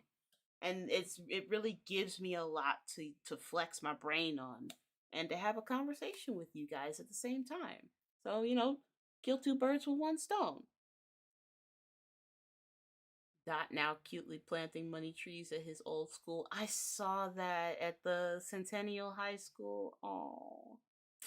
But yes, shout out to M. Reed, the M. Reed Report. Subscribe to his channel, y'all, because he puts a lot of hard work and research into what he does. This is no play shit, no fake news, no just grabbing random sources from nowhere. He really put his blood, sweat, and tears into these, and this information deserves to be looked at. Even if you don't agree with the theory, I would behoove you to at least go through the first part to gain some clarity and insight on why poetic justice exists in the first place, because it definitely gave me a lot of clarity and a lot of insight on the poetic justice theory. Like, it definitely, the music video, because I had never seen the music video before to Poetic Justice. I'd never seen it. And so the way he broke it down, I was like, oh my God, I see what you're talking about. And then I was able to expand on that with my input, because my brain was like looking at it and I'm like, oh my God, the way that it's shot, it's like oh wow, and then the way he's acting, it's like, damn. It really felt like I was watching, like, it was like a Hitchcock movie, and like an Alfred Hitchcock movie. Like, that's how fucking sub-layered it was, and that's how nuanced it was. I'll see the replay after this. Dot at the Grammys. Hi, please stop pointing the cameras at me. I want to go home. Dot is hi, everybody. Can we watch the Mentally Mitch before we go? You know what? Why not? Let's go out with a bang. Let me go and find let me go find the channel, because I know I'm subscribed. Oh wow, he just posted it. It's 40 minutes ago. Oh wow, we just caught it. Alright, Manasseh Johnson strikes again, y'all. Oh no, I'm not ready. I'm not ready for this. Alright, y'all. For those who are here, if you haven't slapped the like button yet, hit that like button. Smack the door on your way in, on your way out. All my new people, all the people that are watching later on, hit that like button and subscribe to the channel. We're about to get into it. Manasseh Johnson, for those who don't know, is an artist who does caricature art of anybody. Any and everybody can get it. Rappers, politicians, internet celebrities, Krishan and Blueface, they're in their own little category. I'm trying to think. Basketball players have been getting it.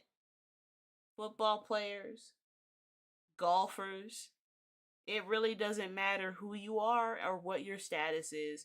He will find a way to line you up in some way, shape, or form. And it is diabolical. This nigga is a super villain. Super villain. This is Thanos. He is Thanos with his pencils. But yeah, subscribe to Manasseh Johnson's channel too. Subscribe to Mentally Mitch too. His content is S tier. I love reacting to his videos, man. Just S tier content. Alright, we're about to get into it, y'all. I see good things afoot already. Up first, we have Akil Jean Pollard, better known as About a Week Ago. This boy ain't nothing but teeth.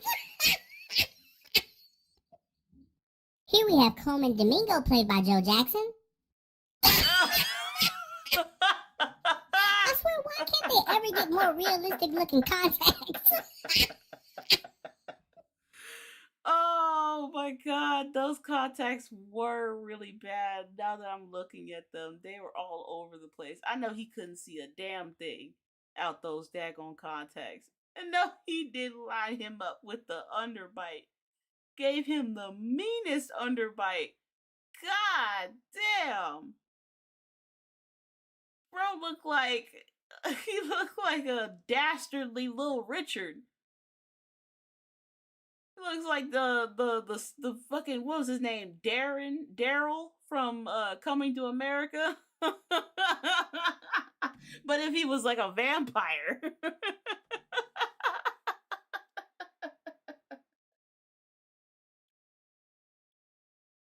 But for those who haven't seen Michael, go and see it. The movie's fantastic. I highly recommend it. Please go and see it. We're gonna continue though. Is that Rick Ross again? Oh, no. Oh.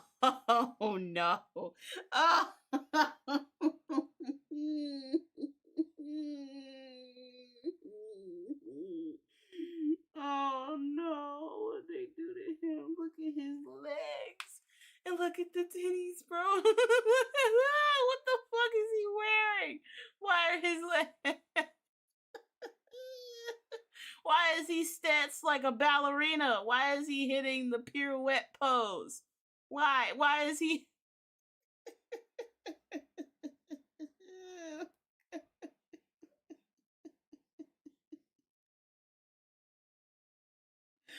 Oh no, I'm not gonna make it, y'all. He really lined this nigga up for real. And then oh no, y'all, look at his stomach. Look at his stomach. Look what he wrote on the man's stomach. Do my eyes deceive me? Or does that say fucking Wingstop? I'm not gonna make it, y'all. I can't. Manasseh, stop. Manasseh, you're evil, bro. Stop. It's always the small details that I notice. Oh my god. You're evil. You're a criminal, bro. But what the fuck is he wearing, first of all? What is this? Caramel apple ass draw. This guy is now a flamingo? Stick Ross? Nah, chill. Nah, chill. You are roasting him. You are flame broiling this dude. Wild turkey ass look? I'm so dead. We gonna continue. Ross in his bad bitch era. I'll forever think flamingo when I see Rick Ross. Yes, it is a violation through drawing. He lines everybody up. I love how he gave him the gastric bypass stomach, where it kind of looked like the stomach's got a booty, because it's the loose skin hanging from the hanging from the muscle. Oh my god, he made him top heavy as a motherfucker. He built like a big mama on toothpick legs. But peep the Wingstop tattoo. There it is. Internet comedian Jack Funny 313. The driplet of snot.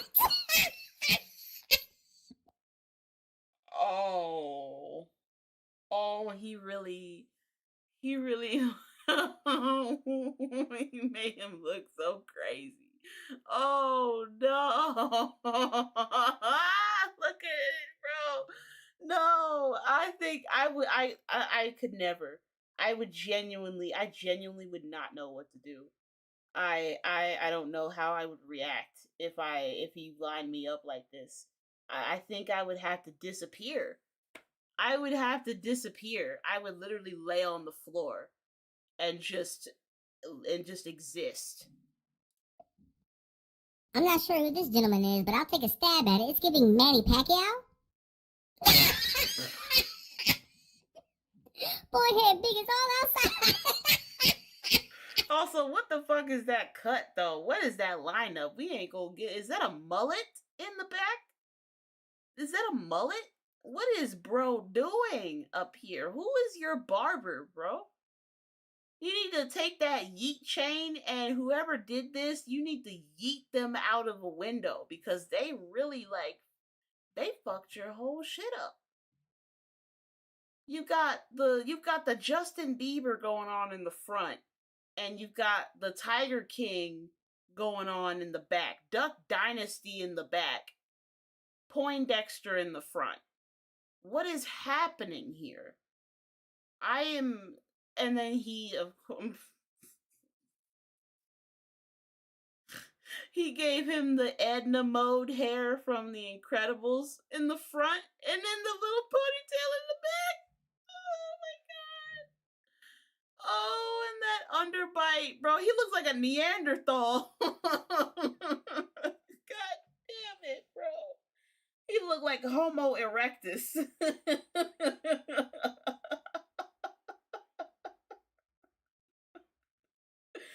Oh my god. Bro, his head is built like a planter's peanut.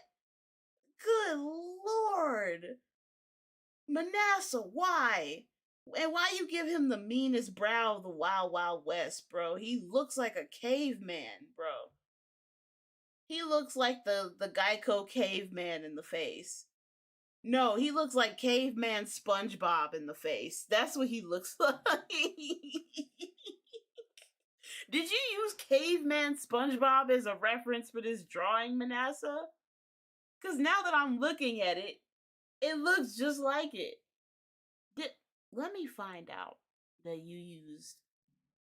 Here, let me move my thing down here so y'all can see what TF going on. So y'all can see the people. Gotta find a woman. Rihanna got a tattoo. Croissant-shaped face. Look 'em low, Lisa. I'm so dead. Y'all are roasting him. Chat is roasting whoever this is right now. You getting roasted. Flame broiled. We have a Pop the Balloon Demon. Oh no. I can't stand Pop the Balloon, bro. That show is so ignorant. It genuinely pisses me off. And I think that's what it's supposed to do. It's one of those rage bait shows. And the dudes that be on there are just so stupid, bro. Just, they'll have it right there in the palm of their hand and they'll fumble it because they can't keep their stupid mouth shut. These new dating shows are weird, but I'm here for it. Because I didn't like his watch. Oh my gosh. Jack Nicholson celebrating his birthday at a Lakers game?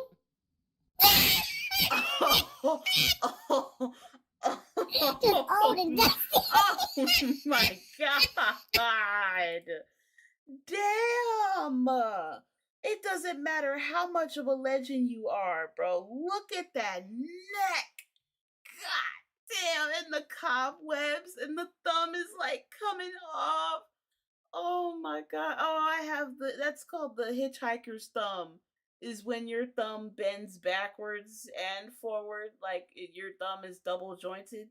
That's called a hitchhiker's thumb, y'all. And so he basically, he fucked him up. See, this is why I can't have imperfections. I can't have deformities around this nigga. I can't exist. You can't exist around him. Cause he will line you up. He looks like Dracula after he went into his coffin. He looks dead. This literally looks like I am looking at an emaciated corpse. I believe this is a rapper a little bit before my time. I'm gonna go with Big Daddy Kane.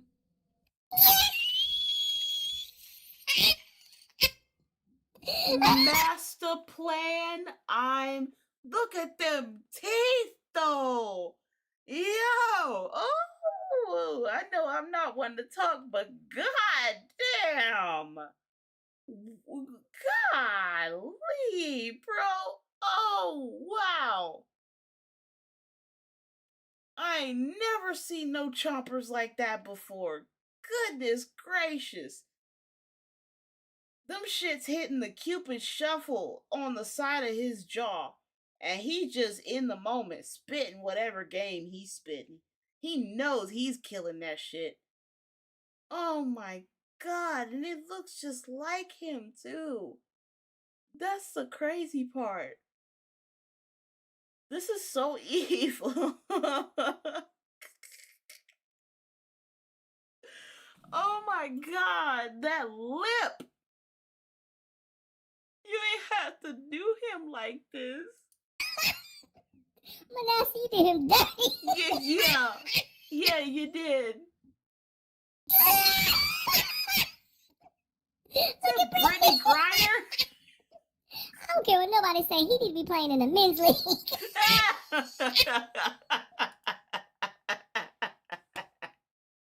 Why do you make him look like that? Oh, is that a strip? Did he have part of her hair like separated from the scalp? Is that, it looks like those are, is that supposed to be a unit? He did not give her a unit. Bro, why she look like Siren Head, bro? She looks like a skinwalker. I hate this. This looks like a Meat Canyon cartoon. Oh my God, the lion, the derpy ass. Is that a lion or a porcupine? Oh, that's a little derpy ass lion.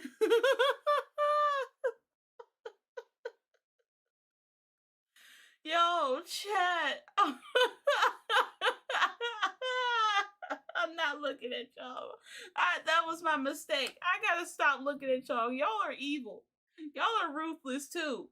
I see y'all in the chat, bro. Fence teeth, sleeping on the fence set, mouth full of headstones. God damn. Jesus Christ.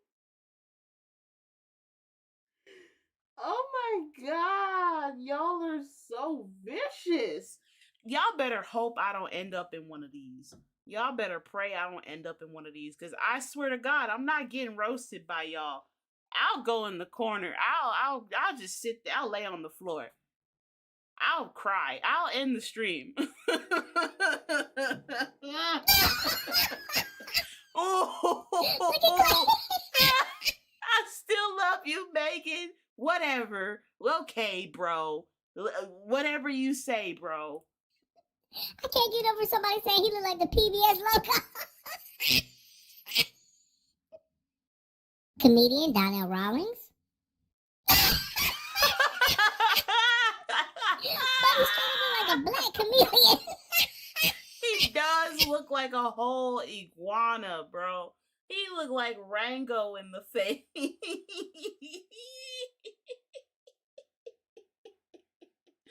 Oh my God. What? Why did they make him look like that? Oh, he looked like his eyes got stung by like 50 bees. He looked like he's having an allergic reaction.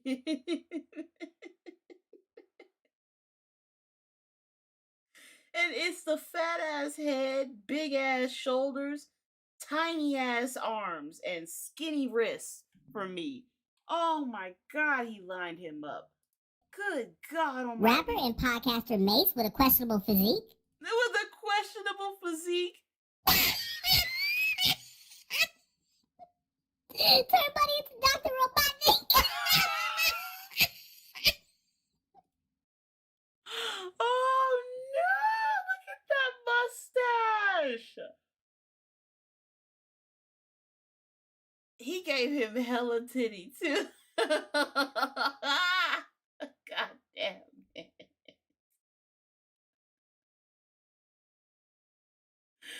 No, bro, you need to be stopped. Somebody stop him. Somebody arrest this nigga. Arrest him. What a burger employee who wanted to wear her uniform cropped on the clock? Bro, them eyelashes flying away.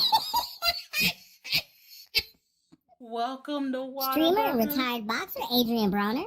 Oh no. Oh no. Oh, I'm so scared, y'all. I'm so scared. He's not gonna give him a... Oh no, where is his neck? He's not gonna give him a neck, bro. He's gonna give him negative neck. Bro, these are too good. I'm him,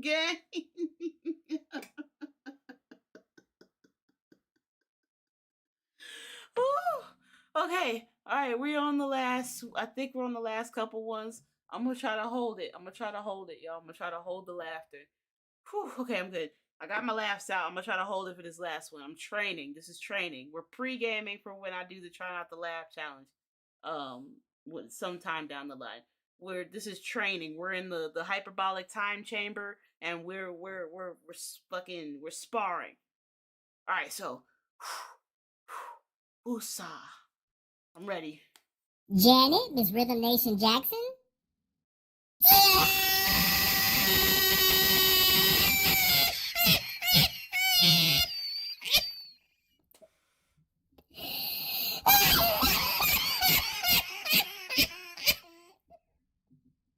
Those cheeks and those eyes are frightening me. Somebody said they both have a secret to tell. I cannot.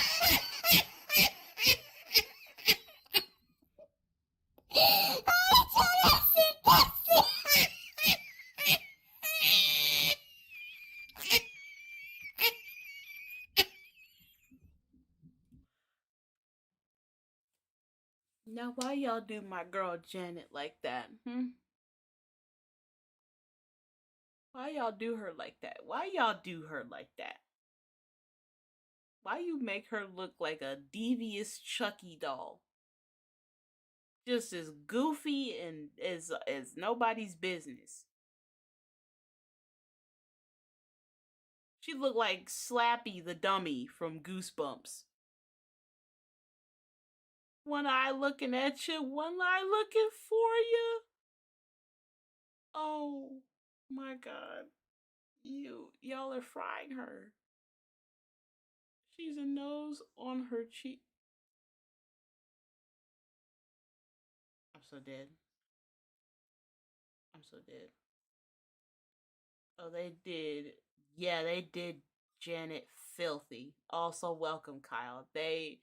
I love these videos. Manasseh, you are a villain, bro. You're a villain.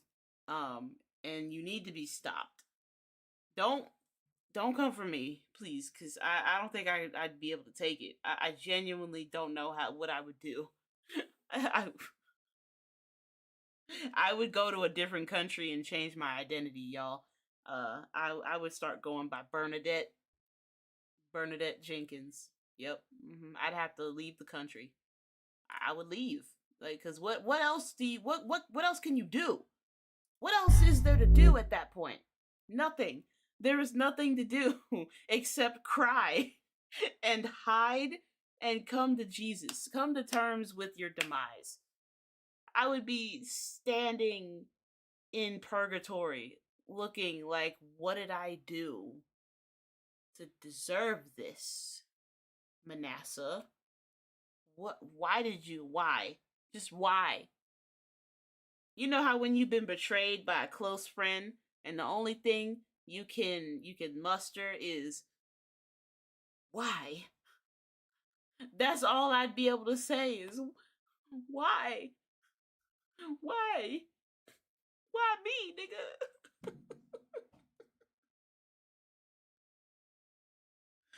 Whew. All right, here's knock on wood. Here's hoping that day never comes.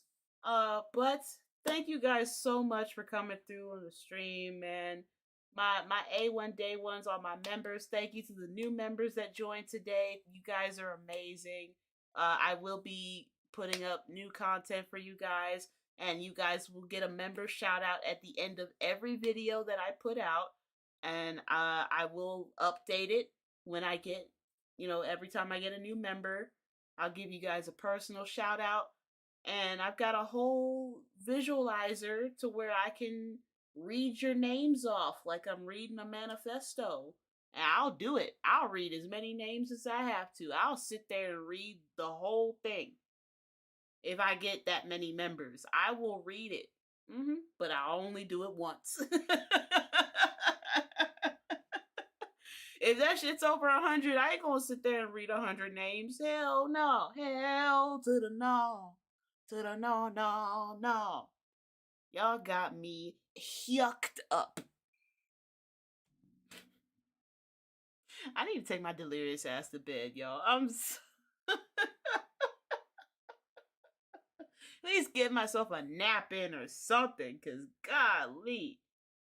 But it was fun. I had a great time with you guys. I know the playback is gonna be fierce, cause I was talking cash money shit during this live stream. And I said what I said. I said what I said. I have no problem reiterating that I said what I said. I stand for something, okay? I stand for knowledge. I stand for enlightenment. I stand for wisdom. I stand for respect. I stand for black excellence. I stand for hip-hop literacy. I stand for nuance.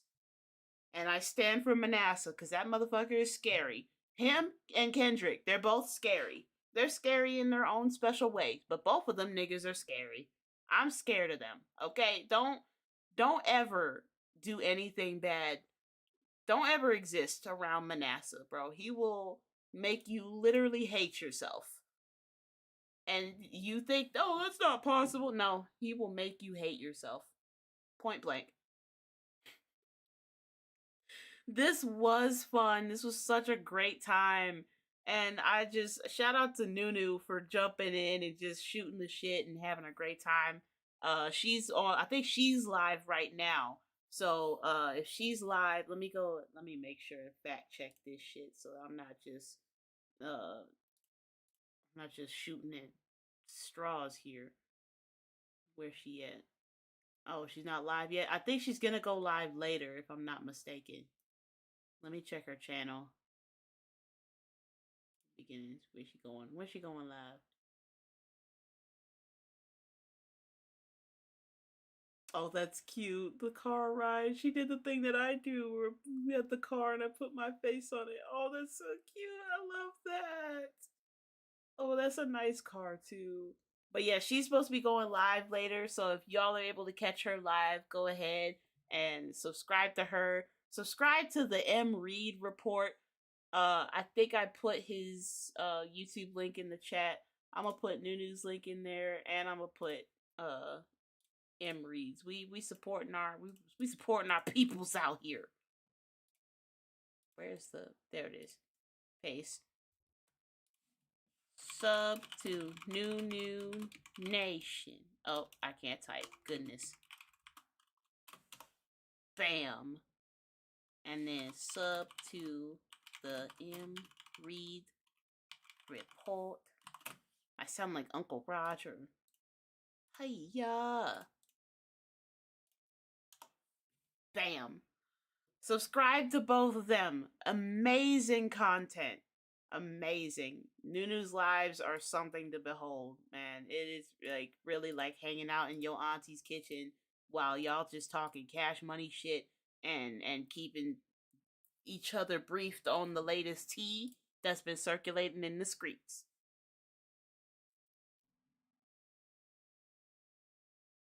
Couldn't say it any better myself. Shout out Diego, shout out Noah, Get Chill, Michelle, Radically Retro, all my new people that came in, Kyle, shout out to you. Shout out to my new members, Sarah, a pleasure as always. All of my people that came in, Regal, just y'all really came, showed the fuck up and showed the fuck out. And I appreciate every single last one of you guys.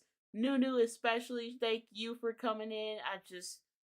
M. Reed as well. Shout out to all of y'all. Because this is about y'all. We just hanging out, having ourselves a good old time. A good old time. And I can't wait to do it again. I have to coordinate my schedule because I might be able to get in a live tomorrow before I go to work. So who knows? It depends on how I feel. But 9 times out of 10, I'll be going live. So be on the lookout. Already subscribed. Awesome. See, my Rough Riders. They already know. But as always, I have been Nixus. I will catch you guys in the next live. Catch you later.